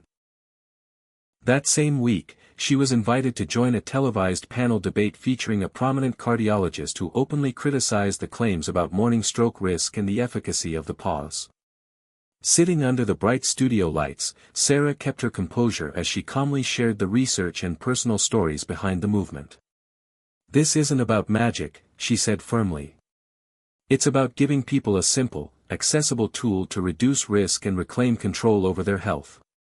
The cardiologist countered with technical jargon and skepticism, but Sarah noticed viewers' reactions in real time, messages flooding in thanking her for clear, relatable answers. Still, the experience underscored the challenge of bridging science and lived experience in a polarized environment. Back home, Sarah convened a strategy meeting with her core team. They brainstormed ways to deepen the movement's credibility. Partnering with more medical institutions, expanding research studies, and increasing educational outreach. But they also knew that data alone wouldn't sway everyone. The heart of Rise Right was connection, and that meant listening closely to people's fears and doubts without judgment. Meanwhile, Sarah found solace in her personal morning routine. Each day began with the familiar 3-minute pause, a quiet moment to center, breathe, and set intention. It was her anchor amid the noise. One morning, Emily joined her by the window, mirroring the breathwork. "Mom, I'm proud of what you're doing," Emily said softly. "But don't forget to care for yourself too." Sarah smiled, grateful for the reminder. As the weeks passed, Sarah traveled to rural communities where access to healthcare was limited and stroke rates alarmingly high. She witnessed firsthand how socioeconomic factors compounded health risks. In a small town in West Virginia, she met a group of seniors who shared stories of lost friends and neighbors, victims of strokes that could have been prevented. The urgency was palpable. Sarah and her team adapted the Rise Right materials to fit these environments, using radio broadcasts, printed pamphlets, and community gatherings to spread the message.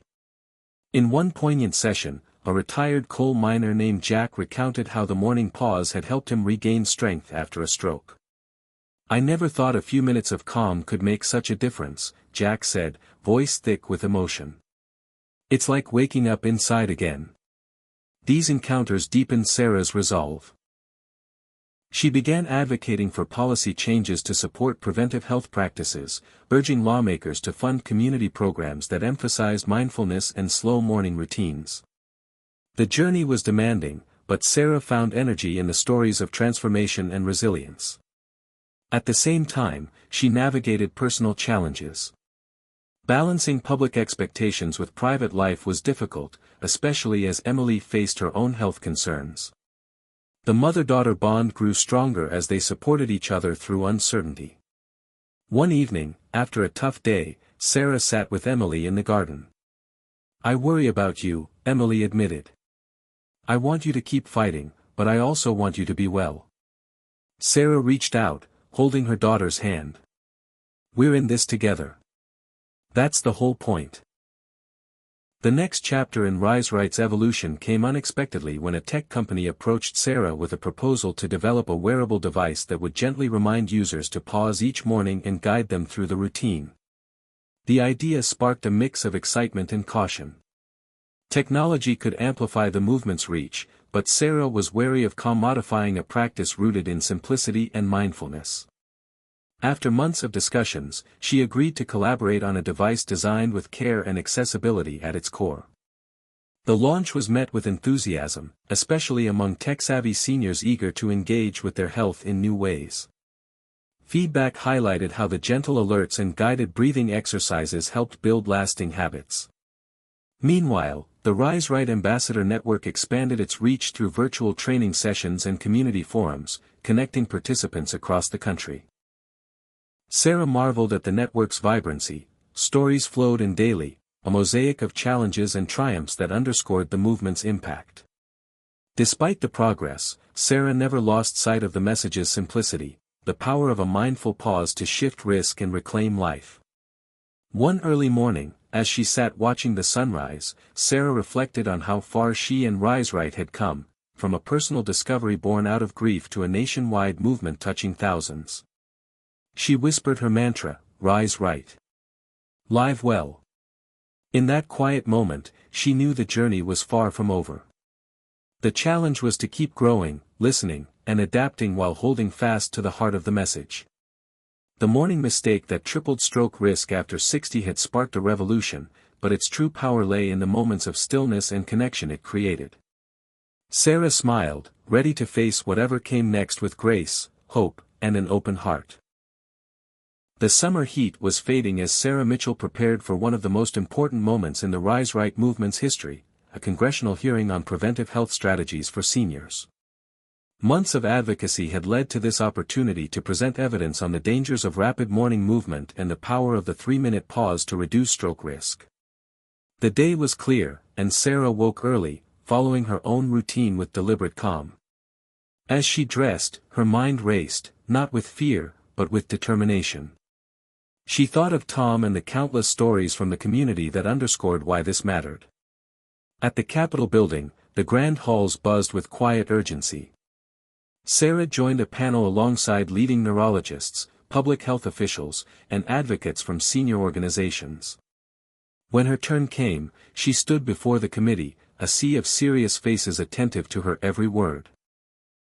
"What if I told you that a simple change in how seniors start their mornings could save thousands of lives each year?" she began. Her voice was steady, her message clear. She shared the scientific findings, the personal stories, and the broader implications for public health policy. The room was silent, hanging on every detail. Questions followed, probing the evidence, costs, and implementation challenges. Sarah answered honestly, acknowledging limits while emphasizing the potential impact of widespread education and community support. Weeks later, the hearing's outcome was announced. A bipartisan bill to fund preventive health initiatives, including community programs based on the RiseRight model, had gained traction. Sarah's heart soared with hope. But with victory came new pressures. Media outlets sought exclusive interviews, and non-profit organizations requested partnerships. Sarah carefully navigated each request, mindful of maintaining the movement's authenticity and focus. Back home, Emily was preparing for college, and their daily morning pauses became moments of connection amid change. One morning, Emily shared her own struggles with anxiety. Sarah listened, then gently guided her through the breathing exercises. "This isn't just about stroke prevention," Sarah said softly. "It's about caring for your whole self."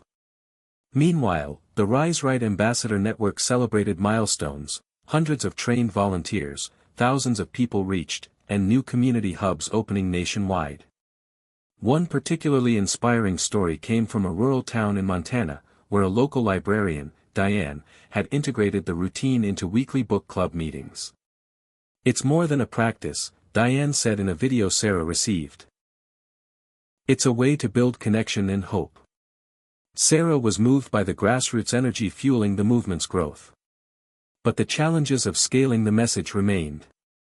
Some communities faced skepticism rooted in cultural norms or past experiences with healthcare systems. Others struggled with technology barriers as the wearable device gained popularity.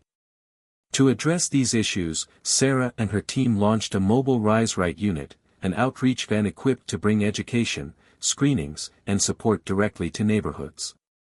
The van became a symbol of accessibility and care. One day, in a small town in Alabama, Sarah met a woman named Margaret who shared how the pause had changed her life after surviving a stroke. "Before, I felt helpless," Margaret said, eyes shining. "Now, I start every day with hope." These encounters fueled Sarah's resolve. In quieter moments, she wrote reflections in her journal, exploring themes of loss, resilience, and the evolving nature of healing.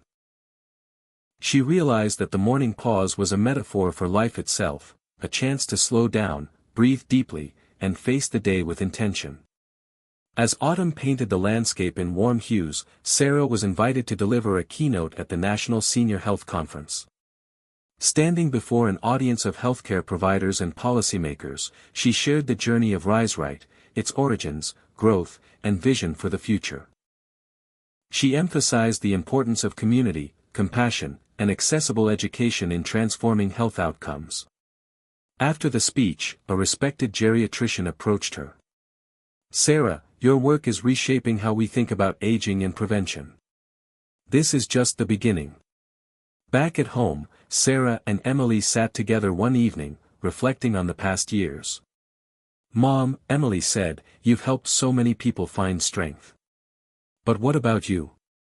Sarah smiled, feeling the weight and the joy of her work.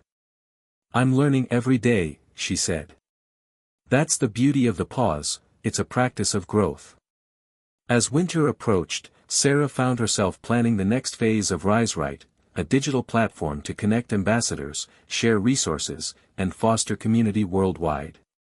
The project would leverage technology while honoring the movement's heart, human connection. Sitting by the fire, Sarah reflected on the simple morning mistake that had sparked a revolution. What had begun as a personal discovery had become a beacon of hope for thousands.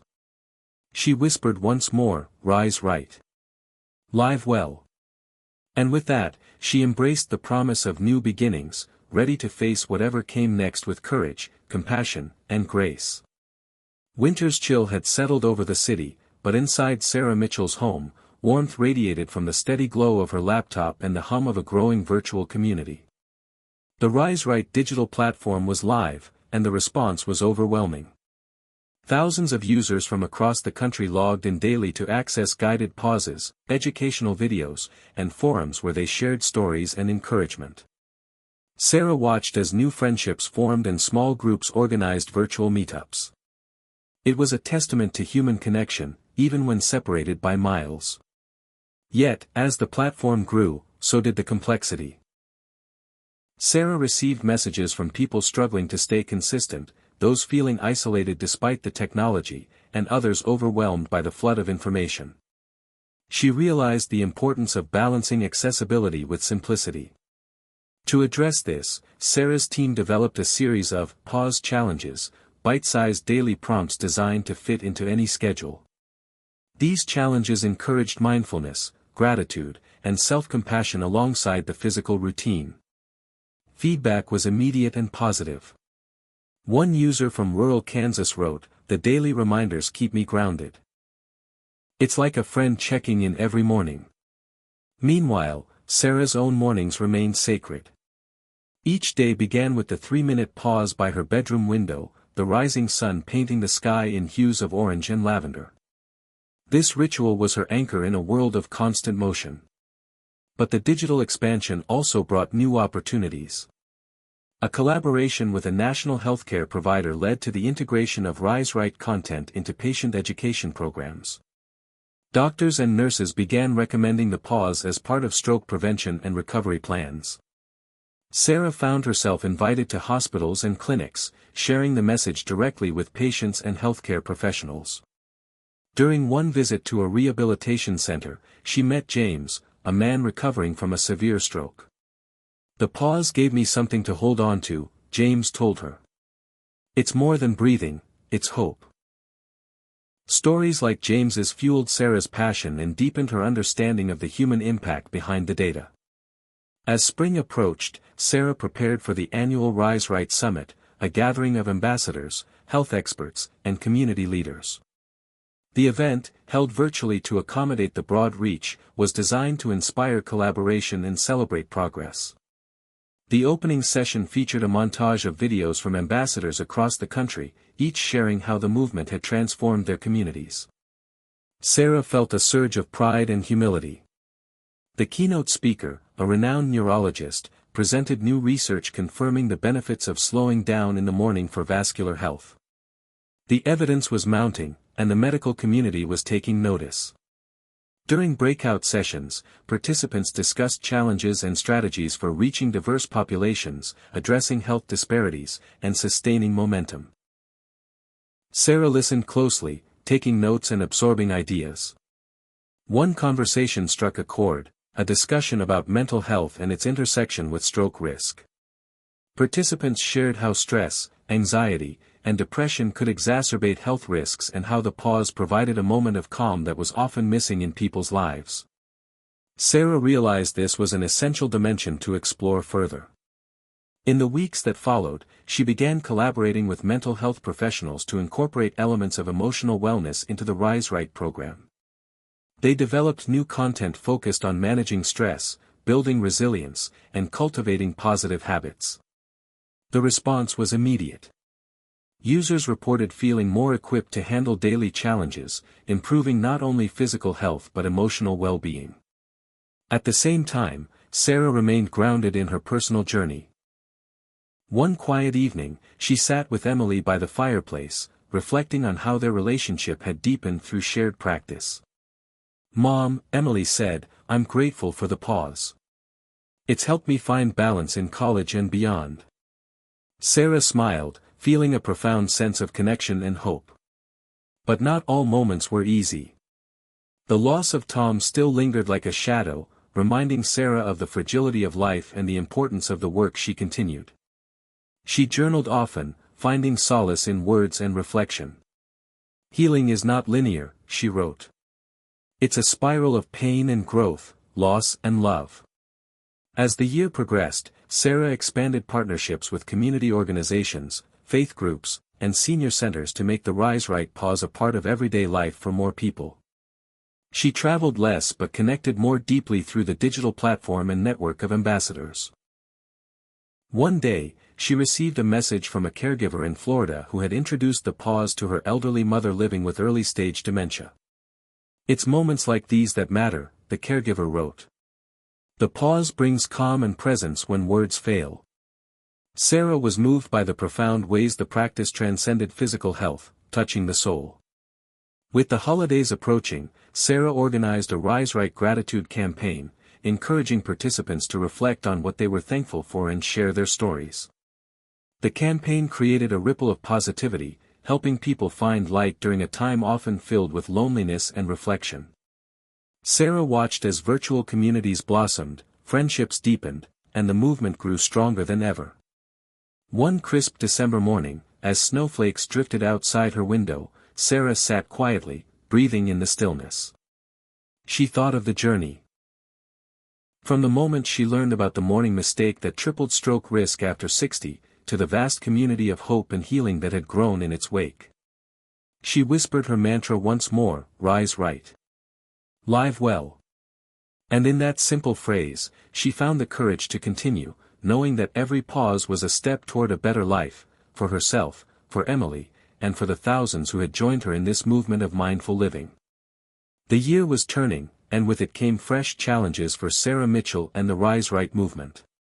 As the community expanded, Sarah faced the complex task of maintaining the movement's original spirit while adapting to a rapidly changing health landscape. The COVID-19 pandemic, still casting a shadow over public health, had altered how people connected and cared for themselves. For many seniors, isolation and anxiety had worsened, making the morning pause more essential than ever but also harder to maintain without in-person support.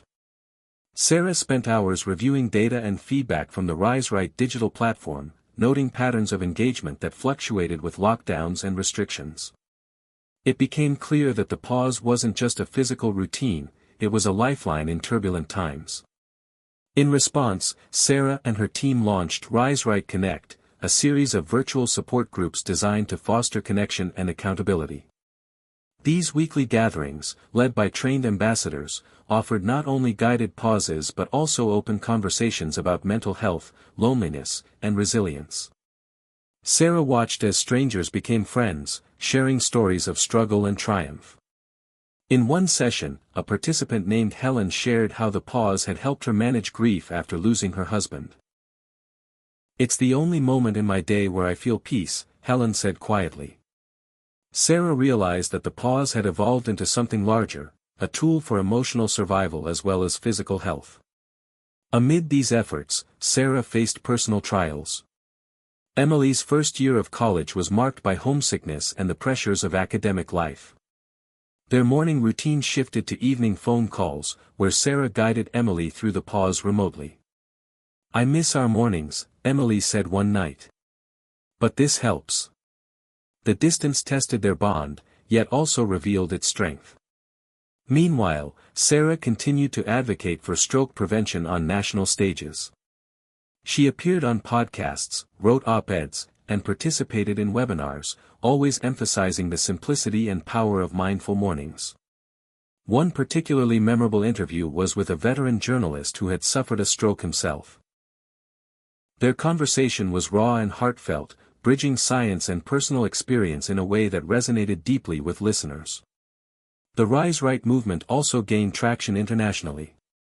Ambassadors from Canada, the UK, and Australia reached out to share adaptations of the program for their cultures and communities.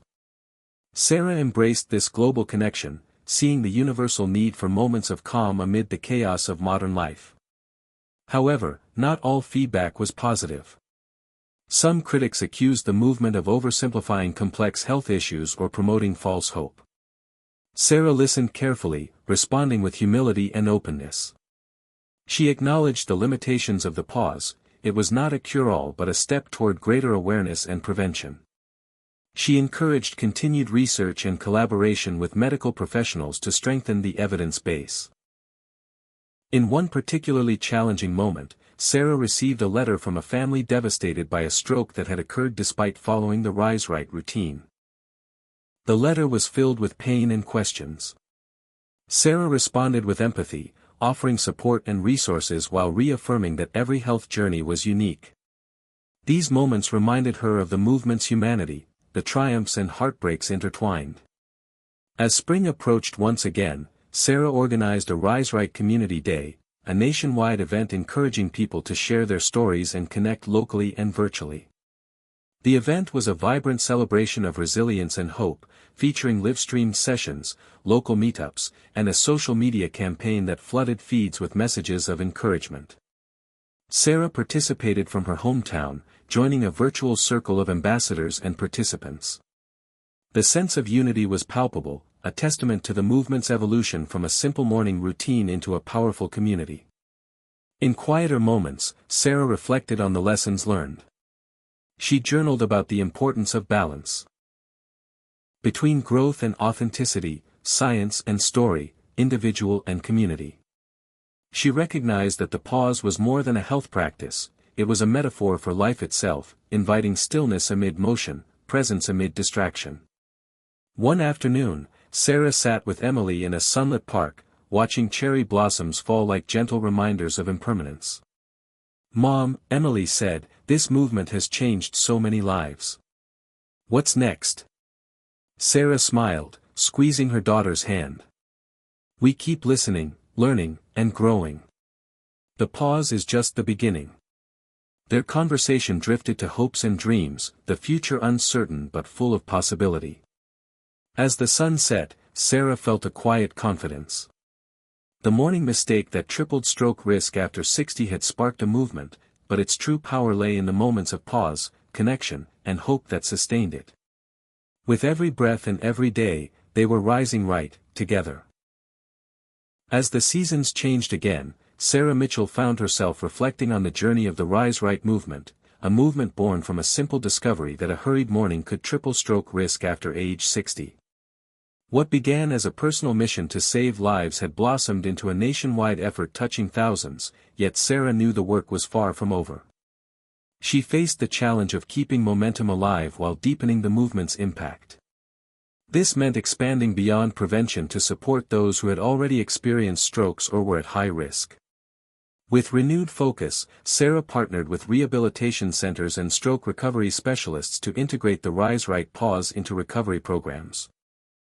The goal was to help survivors regain not only physical strength but also emotional resilience. Sarah's team developed specialized content tailored to different stages of recovery, emphasizing patience, self-compassion, and the power of mindful presence. One afternoon, during a visit to a rehabilitation clinic in Ohio, Sarah met Marcus, a retired firefighter who had suffered a debilitating stroke the year before. Marcus shared how the pause helped him manage frustration and fear during his recovery. "It gives me control when everything else feels out of reach," he said. His story, like many others, reaffirmed the need to approach stroke care holistically, addressing both body and mind. At the same time, Sarah worked to raise awareness about the subtle warning signs of stroke often overlooked in seniors. Collaborating with neurologists, she helped produce educational campaigns that encouraged early recognition and swift action. These efforts complemented the preventive message, creating a more comprehensive approach to stroke risk reduction. Amid this expansion, Sarah also wrestled with personal challenges. Balancing the demands of leadership, advocacy, and family life was a constant negotiation. Emily was now entering her junior year of college, and their relationship had matured into one of mutual support and deep understanding. They still practiced the morning pause together when possible, even if virtually, bridging the physical distance with shared intention. Sarah's journal entries from this time reveal a woman growing stronger through adversity. "Leadership is less about control and more about trust," she wrote. "Trust in the process, in others, and in the power of small actions." Her humility and openness inspired her team, who admired her resilience and clarity of purpose. The Rise Right Summit that year was a turning point.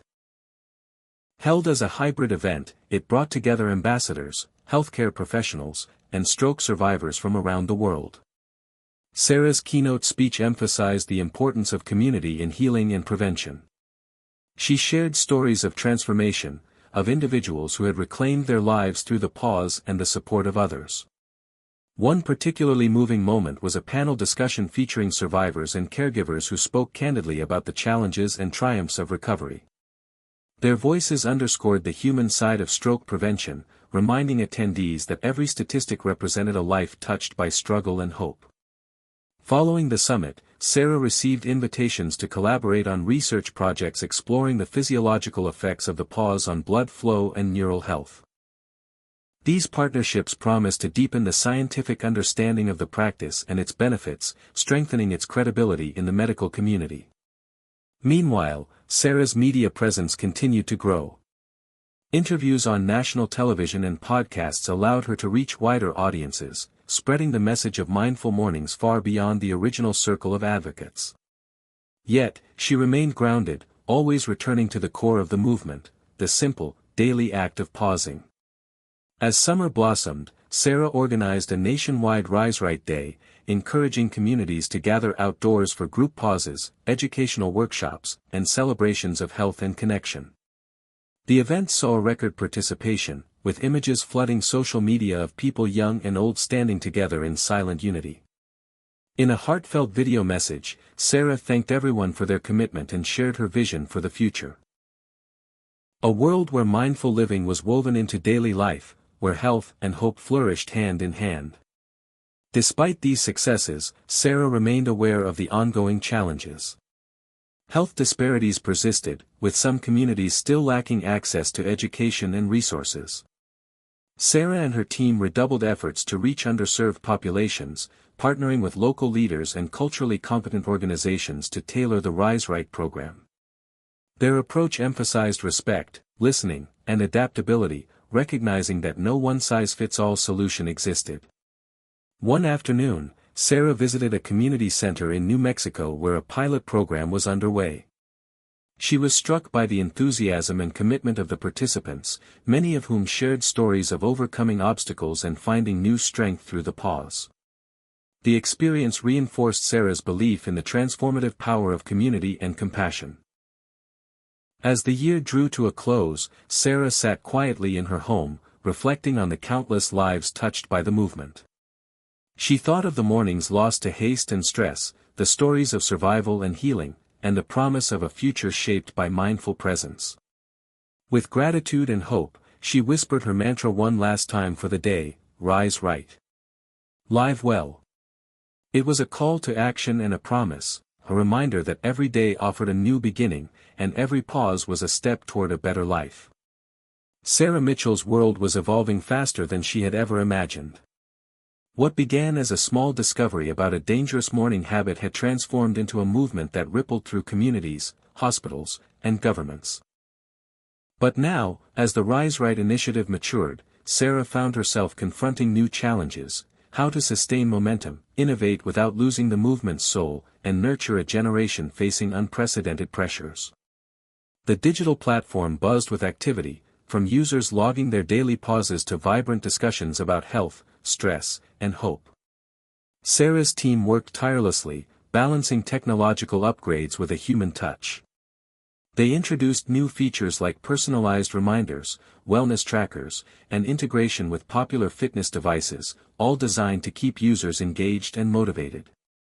Despite these advances, Sarah never lost sight of the core message: the power of a simple, mindful pause. It was this simplicity that had saved lives and transformed mindsets. One crisp morning, Sarah attended a conference on aging and innovation, where she presented the latest research validating the physiological benefits of slow, intentional morning routines. The audience was a mix of medical professionals, tech developers, and community organizers, all eager to learn how the Rise Right approach could be adapted and scaled globally. During a panel discussion, Sarah was challenged to address criticisms that the movement's emphasis on mindfulness might overlook systemic issues affecting stroke risk, like socioeconomic disparities and access to healthcare. Sarah welcomed the dialogue, acknowledging the complexity of stroke prevention. She emphasized that while the pause was a powerful tool, it was part of a broader strategy that included education, policy change, and community support. After the conference, Sarah met with Dr. Luis Ramirez, a public health expert who had been tracking health inequities in marginalized communities. They brainstormed ways to collaborate, ensuring Rise Right's programs were inclusive and culturally sensitive. Their partnership led to pilot initiatives in urban neighborhoods, where community health workers incorporated the pause into outreach efforts. These programs saw promising results, with participants reporting reduced stress and greater engagement in their own health. Back home, Sarah continued to nurture her relationship with Emily, now a senior in college preparing for graduation. Their conversations often circled back to the pause and its role in cultivating resilience amid uncertainty. Emily was considering a career in social work, inspired by the stories of connection and healing she had witnessed through Rise Right. "Mom," she said one evening, "this movement has given me purpose. I want to help others find that too." Sarah felt a surge of pride and hope, seeing the next generation carry forward the mission with passion and empathy. Meanwhile, Sarah's media presence evolved. She launched a podcast series featuring conversations with stroke survivors, caregivers, scientists, and advocates. These intimate dialogues brought nuance and depth to the movement, highlighting the diverse experiences of those touched by stroke. The podcast quickly gained a dedicated following, fostering a new layer of community and understanding. Yet, even amid growth, Sarah faced moments of doubt and fatigue. The responsibility of leading a movement weighed heavily, and the constant demand for innovation sometimes threatened to overshadow the simple truth at its heart. In these moments, she returned to her morning pause, grounding herself in breath and presence. One particularly difficult week, Sarah received news that a close friend and fellow advocate had suffered a severe stroke. The loss was a stark reminder of the fragility and urgency of their work. At the memorial service, Sarah spoke of hope and the legacy of compassion her friend had embodied. She vowed to continue the fight, carrying their spirit forward. As summer unfolded, Sarah focused on expanding the educational reach of RiseRight. She collaborated with schools, senior centers, and workplaces to introduce the pause as a daily practice. The response was enthusiastic. Teachers reported improved focus, seniors felt more connected, and employees described reduced stress. Sarah marveled at how the simple act of pausing rippled through different facets of life, promoting well-being and community. One memorable moment came during a visit to a rural school in Montana, where a group of students taught their families the pause. The children's enthusiasm and sincerity reminded Sarah that health and mindfulness were lifelong gifts, best nurtured from an early age. Toward the end of the season, Sarah and her team launched a new initiative, RiseRight Global, a virtual summit bringing together international leaders, health experts, and grassroots organizers. The summit showcased adaptations of the pause across cultures and contexts, from mindfulness traditions in Asia to community wellness projects in Africa. The event was a celebration of diversity and unity, highlighting the universal need for presence amid life's challenges. As the summit closed, Sarah felt a profound sense of connection and possibility. The movement had transcended borders, languages, and backgrounds, becoming a beacon of hope for millions. That night, Sarah sat quietly in her living room, the city lights twinkling beyond the window. She reflected on the journey. From the discovery of a morning mistake to a global movement reshaping how people approached health and life. She whispered her mantra, "Rise Right." Live well, feeling the truth and power in those words. The future was uncertain, but Sarah knew that with every pause, every breath, and every step forward, they were building a better world, one mindful morning at a time. The morning sun filtered through the window of Sarah Mitchell's home as she prepared for one of the most pivotal moments in her journey. After years of grassroots advocacy, community building, and relentless effort, the RiseRight movement was about to face its ultimate test, national policy recognition. Sarah had been invited to testify before a congressional health committee considering a new bill focused on stroke prevention and wellness for older Americans. The stakes were high. If the bill passed with RiseRight's recommendations included, it would mean funding for programs, research grants, and widespread public health campaigns centered on the simple, life-saving morning pause. Sarah's preparation was meticulous. She studied data, rehearsed her speech, and consulted with medical experts to ensure her testimony was airtight. The movement had grown beyond a personal story. It was now a scientifically backed strategy with real potential to save lives across the country. On the day of the hearing, the room was filled with policymakers, health professionals, journalists, and advocates. Sarah's heart raced as she stepped to the podium, the weight of responsibility settling over her like a heavy cloak. She began by recounting the story of the morning mistake, how rushing through the early hours without mindful intention could triple stroke risk after 60. She described the physiology behind the risk, the importance of blood pressure regulation, and how a simple pause could mitigate danger. Then she shared the human side, stories of survivors, caregivers, and ordinary people whose lives had changed through the Rise Right practice. Her voice was steady, but the emotion was palpable, carrying the urgency and hope that had fueled the movement from the start. Questions followed, some challenging, some supportive. Sarah welcomed them all, answering with transparency and evidence. When a skeptical senator asked how a pause could realistically compete with pharmaceutical interventions, Sarah responded with humility and clarity. "This is not about replacing medicine," she said.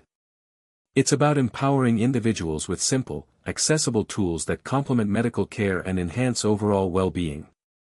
By the end of the session, Sarah felt a surge of cautious optimism. The committee's members thanked her for the testimony and promised to consider the evidence carefully. As she left the hearing room, reporters swarmed, eager for sound bites and insights. Sarah's message was consistent: prevention was possible, progress was within reach, and the morning pause was a vital step. Back home, the Rise Right community rallied, sharing news and encouraging supporters to contact their representatives. Social media campaigns exploded with hashtags like #PauseForLife and #RiseRightAct, mobilizing thousands to advocate for change. Days turned into weeks as Sarah awaited the committee's decision. The tension was palpable. Then came the news: the bill had passed the Health Committee with unanimous support. It was a historic victory, proof that a movement born from awareness and compassion could influence policy at the highest levels. Celebrations erupted within the community, but Sarah remained focused on the next steps. Implementation would require collaboration, funding, and ongoing advocacy. She coordinated with government agencies to develop guidelines for integrating the pause into public health programs, working closely with the CDC and NIH. Meanwhile, Sarah continued to expand Rise Right's digital reach. A new app launched, featuring personalized pause routines, educational content, and community forums. The app used AI-driven insights to tailor recommendations based on user data, enhancing engagement and effectiveness. Early user feedback was overwhelmingly positive, with many reporting reduced anxiety, better sleep, and a renewed sense of control over their health. The rise of digital health tools brought new challenges, too. Privacy concerns, accessibility issues, and the risk of information overload required careful navigation. Sarah's team prioritized transparency and user empowerment, striving to create a platform that was welcoming and trustworthy. Throughout this period, Sarah remained grounded by her morning pause, finding strength and clarity amid the whirlwind of activity. She often reflected on the journey, from a single revelation about stroke risk to a nationwide movement changing lives. The pause was no longer just a practice, it was a symbol of resilience, presence, and hope. As fall approached, Sarah traveled to rural communities to ensure that the new programs reached those most in need. She visited senior centers, churches, and local clinics, sharing the message and listening deeply to people's experiences. One afternoon in Appalachia, she met Grace, a woman in her 70s who credited the pause with helping her manage hypertension and loneliness. "It's a small thing," Grace said, "but it makes a big difference." These encounters reinforced Sarah's belief in the power of connection and personalized care. In quieter moments, Sarah and Emily talked about the future. Emily was applying to graduate programs in public health, inspired by the impact she had seen through Rise Right. Their bond deepened as they shared hopes, fears, and dreams, united by a shared commitment to making a difference. The year closed with a National Rise Right Day celebration that brought together millions in synchronized pauses across the country. From city parks to living rooms, people stood together in silence and intention, a collective heartbeat echoing across time zones. Sarah watched the live streams, tears of gratitude streaming down her face. The movement had grown beyond her wildest hopes, a testament to the power of awareness, action, and community. As the final pause ended, Sarah whispered to herself, "Rise Right. Live well." It was not just a mantra, it was a promise to continue, to evolve, and to fight for a future where every morning held the possibility of health, peace, and hope. Sarah Mitchell's journey took an unexpected turn when she received a message from Dr. Helen Carter, a leading neuroscientist specializing in stroke recovery research. Dr. Carter had been following the Rise Right movement with keen interest and believed that the simple morning pause could have deeper neurological benefits than anyone had yet understood. She invited Sarah to collaborate on a groundbreaking study that aimed to explore the effects of mindful pauses on brain plasticity, cognitive function, and long-term stroke prevention in older adults. Intrigued and energized, Sarah dove into this new frontier with the same passion that had driven her from the start. The research team designed a year-long clinical trial, recruiting hundreds of participants over 60 from diverse backgrounds. They combined rigorous scientific methods with the lived experiences of the Rise Right community, blending quantitative data with personal stories. Sarah helped facilitate interviews and focus groups, gathering qualitative insights that revealed how the pause affected participants' mental health, stress levels, and daily routines. Early results were promising. Brain imaging showed increased activity in areas associated with emotional regulation, memory, and executive function among those practicing the pause regularly. Participants reported feeling more focused, calmer, and more connected to their bodies. These findings suggested that the morning pause wasn't just a preventive tactic, it was a tool for enhancing overall brain health. As the study progressed, Sarah noticed a new wave of enthusiasm spreading through the Rise Right community. Members shared their experiences with greater confidence, inspired by the science supporting their practice.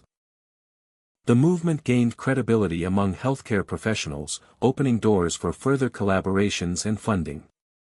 Sarah also used this momentum to advocate for integrating mindful pauses into stroke rehabilitation programs nationwide. She partnered with hospitals and rehab centers to pilot workshops teaching patients how to use the pause to manage stress and support recovery.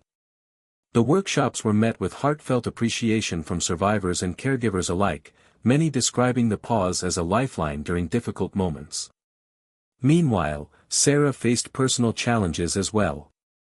Balancing her role as a movement leader, collaborator, mother, and partner was no small feat. Emily was graduating and preparing to move across the country for graduate school, a transition filled with excitement and bittersweet farewells. Sarah grappled with the bittersweet mix of pride and loneliness, finding solace in the steady rhythm of her own morning pause. One evening, after a long day of meetings and media interviews, Sarah sat by the fireplace and reflected on how far she had come. The movement had grown beyond anything she could have imagined, touching thousands of lives and shifting conversations about health and aging. Yet, she reminded herself that this was only the beginning. There was more work to do, more stories to hear, more people to reach, and more lives to save. In the midst of this reflection, a surprising opportunity arose. Elon Musk himself reached out to Sarah, expressing admiration for the Rise Right initiative and proposing a partnership to develop technology that could enhance the morning pause experience. Elon envisioned wearable devices that monitored vital signs and prompted users to pause at optimal moments, creating a seamless blend of mindfulness and cutting-edge science. The collaboration promised to catapult Rise Right into the future, merging human intuition with artificial intelligence to prevent strokes and improve wellness on a global scale. Sarah welcomed the challenge, eager to ensure that technology served humanity without losing the movement's heart. As the project took shape, Sarah found herself learning from Elon's visionary approach, his relentless focus on innovation paired with a deep belief in human potential. Together, they worked to design devices that were accessible, user-friendly, and respectful of privacy. Pilot programs tested the technology in homes and communities, with participants reporting enhanced awareness and ease in maintaining their morning pause. The fusion of science, technology, and mindfulness opened new horizons, expanding the possibilities of stroke prevention and health promotion. Despite the excitement, Sarah remained vigilant against the risk of overcomplication. She insisted that the essence of Rise Right, the simple act of stopping, breathing, and being present, remained central.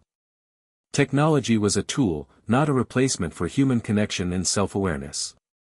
Throughout this phase, Sarah continued to nurture relationships within the movement, encouraging ambassadors to share their stories and support one another. She organized virtual retreats focused on resilience, gratitude, and community building, deepening the bonds that had sustained RiseRight through challenges and triumphs. In quieter moments, Sarah and Emily maintained their close connection despite the miles between them. Video calls often included shared pauses, a ritual that bridged distance and time zones. Emily's enthusiasm for public health and social justice reminded Sarah that the future was in capable hands. As the year drew to a close, the clinical study published its final report, garnering widespread attention in medical journals and mainstream media. The evidence was clear. Mindful morning pauses reduced stroke risk, enhanced brain function, and improved quality of life for older adults. Sarah's dream was no longer just a hopeful vision, it was a validated reality. Standing before a packed auditorium at an international health conference, Sarah shared the study's findings alongside Dr. Carter. Their presentation was met with applause and a renewed commitment from the global health community to prioritize preventive care and holistic wellness. That night, as Sarah walked under a starlit sky, she felt a deep sense of gratitude and possibility. The movement had evolved from a personal awakening into a global force for change. Yet, at its heart, it remains simple and profound: to rise right, to live well, and to embrace each morning with presence and hope. With a steady breath, Sarah whispered her mantra one last time before sleep: rise right. Live well. It was not just a phrase, but a promise to herself and to the millions whose lives depended on it. The world had begun to recognize that the simple morning pause was more than a wellness trend, it was a public health breakthrough. Sarah Mitchell's efforts had transformed countless lives, and now the global spotlight was on her and the Rise Right movement. Yet with increased visibility came new pressures. Questions arose about scalability, cultural adaptation, and sustaining engagement beyond the initial excitement. Sarah knew that to truly change the landscape of stroke prevention, the movement had to evolve thoughtfully and inclusively. She embarked on a journey to gather stories and insights from diverse communities across the United States. Traveling from bustling urban centers to quiet rural towns, Sarah listened deeply to the experiences and challenges people faced in adopting the pause. In some places, cultural beliefs and daily hardships made mindfulness practices unfamiliar or difficult to embrace. Sarah approached these encounters with humility and openness, learning how to tailor the message without diluting its core. She worked with local leaders, faith groups, and health workers to co-create programs that honored traditions and met people where they were. One memorable visit took her to a Native American reservation, where elders spoke about the importance of balance, connection to nature, and intentional living, values that resonated deeply with the Rise Right philosophy. Together, they designed pause practices that incorporated storytelling, music, and community rituals, bridging ancient wisdom and modern science. Back in the city, Sarah's team launched a campaign to address health disparities linked to stroke risk. Collaborating with nonprofits and government agencies, they focused on accessible education, affordable health screenings, and resources for stress management in underserved neighborhoods. The initiative sparked renewed hope and action, illustrating that prevention was possible when communities were empowered. Meanwhile, Sarah continued to innovate within the Rise Right digital platform. User feedback inspired features that promoted social connection, peer support, and personalized goal setting. The app's AI evolved to recognize signs of emotional distress and gently encourage outreach or professional help, blending technology with compassion. These developments helped users feel less isolated, transforming the pause into a shared experience rather than a solitary one. Amid these advances, Sarah remained grounded by the movement's founding stories, the survivors, caregivers, and everyday heroes who had inspired Rise Right's creation. She regularly spotlighted their voices in newsletters, podcasts, and events, reminding the community that behind every statistic was a human life. Sarah also focused on mentoring the next generation of leaders. Through scholarships, internships, and training programs, she supported young people passionate about health equity, mindfulness, and social change. Emily, now a graduate student, joined the team as a public health strategist, bringing fresh perspectives and energy. Together, mother and daughter embodied the movement's intergenerational impact. But progress was not without setbacks. A wave of misinformation and skepticism about mindfulness and stroke prevention threatened to undermine public trust. Sarah faced heated debates on social media and in public forums, sometimes questioning the movement's credibility. She responded with transparency, science-based evidence, and empathy, acknowledging fears while reinforcing facts. These challenges strengthened her resolve to prioritize clear communication and community engagement. One evening, during a live-streamed Q&A session, Sarah received a message from a man named David, a stroke survivor living in a remote town. His story was both heartbreaking and inspiring.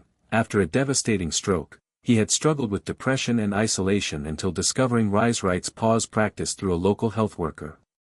The pause became his anchor, helping him rebuild confidence and reconnect with loved ones. Hearing David's journey moved Sarah deeply. It was a reminder of why the movement mattered, not just in policy or data, but in real, everyday lives. As the movement's 10th anniversary approached, Sarah planned a national gathering to celebrate achievements, share lessons, and chart a course for the future. The event would bring together survivors, caregivers, scientists, advocates, and policymakers in a collective affirmation of resilience and hope. Months later, the conference hall buzzed with energy as thousands gathered, united by a shared mission. Speakers recounted stories of transformation, breakthroughs in research, and community triumphs. Workshops explored mindfulness, stroke education, and social justice, fostering dialogue and collaboration. Sarah took the stage one last time, her voice steady with emotion. She reflected on the journey, from a single morning mistake to a movement that had touched millions. We began with a simple question: what if we could rise right every morning and change the course of our health? Today, we know we can. She urged the audience to carry the pause forward, to nurture presence, compassion, and action in their own lives and communities. As the event closed, Sarah felt a profound sense of fulfillment and anticipation. The movement was strong, but the work continued. Stroke prevention was a lifelong journey, and Rise Right was a living, breathing testament to the power of awareness, connection, and hope. That night, under a canopy of stars, Sarah paused quietly in her home. With a calm breath, she whispered the words that had guided her through every challenge and triumph: Rise Right. Live well. It was more than a mantra, it was a promise to herself, to her family, and to the world. The final chapter of Sarah Mitchell's journey began not with fanfare but with quiet reflection. Years had passed since the early days of Rise Right, when a simple discovery about a morning mistake turned into a nationwide movement changing how millions approached their health. Now, as she sat by her window watching the sunrise, Sarah understood that her story, and the stories of those she had touched, were far more than personal triumphs. They were part of a larger human story about resilience, connection, and the power of small choices to change a lifetime. She thought back to the earliest moments, when fear and uncertainty clouded her mind after her father's stroke. The feelings of helplessness, confusion, and isolation had driven her to seek answers, to find meaning in the chaos. Those early lessons, about slowing down, about presence, had evolved into a practice that saved lives. But more than that, they had given her purpose. In recent months, Sarah had stepped back from the front lines of Rise Right leadership, passing the torch to a new generation of passionate advocates, including Emily. Watching Emily flourish filled her with pride and hope. The movement was no longer a singular effort but a community sustained by shared values and collective action. With the movement in capable hands, Sarah had begun to explore new horizons, combining her love of nature with a deeper spiritual quest. She traveled to remote places, seeking quiet and perspective. In the stillness of mountain valleys and forest trails, she practiced the pause anew, feeling its profound connection to the rhythm of life itself. Yet, even as she embraced this next chapter, Sarah's mind often returned to the lessons learned along the way. Life was unpredictable, full of challenges that tested faith and courage. But within those challenges lay opportunity to grow, to heal, and to rise right. One crisp autumn morning, Sarah received a call that brought her full circle. A prominent medical foundation invited her to join a panel of experts advising on national aging and wellness policies. They sought her unique perspective, combining lived experience, grassroots activism, and scientific collaboration. The invitation felt like both recognition and responsibility. At the panel meeting, Sarah listened intently as experts debated strategies to improve the health and quality of life for older adults. She spoke candidly about the importance of simplicity, accessibility, and community in designing effective interventions. Prevention is not just about medicine, she emphasized. It's about empowering people to take meaningful, manageable steps every day. Her words resonated, sparking new ideas and commitments to holistic care models. After the session, Sarah walked outside into the brisk air, reflecting on how far things had come. What began as a personal journey to understand and prevent stroke had blossomed into a movement that redefined health for an entire generation. Yet the most profound change, she realized, was within herself. She was no longer the fearful daughter consumed by worry but a woman transformed by purpose and love. The pause had taught her patience and presence, but also the courage to face uncertainty and embrace imperfection. In the quiet moments that followed, Sarah reached for her phone and sent a message to the Rise Right community: remember, life is full of surprises. Some days will challenge you, and some will lift you higher than you imagined. But if you rise right, with intention and heart, you will find your way. Thank you for sharing this journey with me. As the message spread, responses poured in, stories of hope, gratitude, and renewed commitment. From a man who had reversed his hypertension through the pause to a caregiver who found strength in mindful moments during hardship, the impact was tangible and inspiring. That evening, Sarah sat with Emily, watching the sun dip below the horizon. They spoke of dreams yet to be realized and challenges yet to be faced.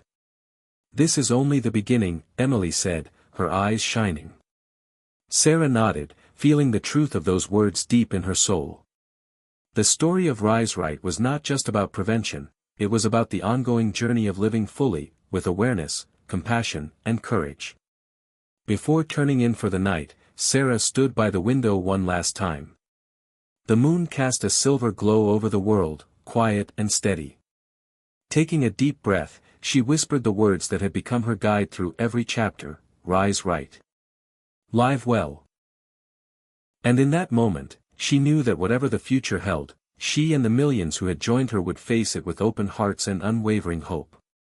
Hit subscribe and leave a comment with where you're watching from.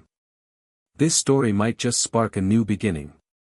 What's one thing that always pushes you forward, even when things get tough?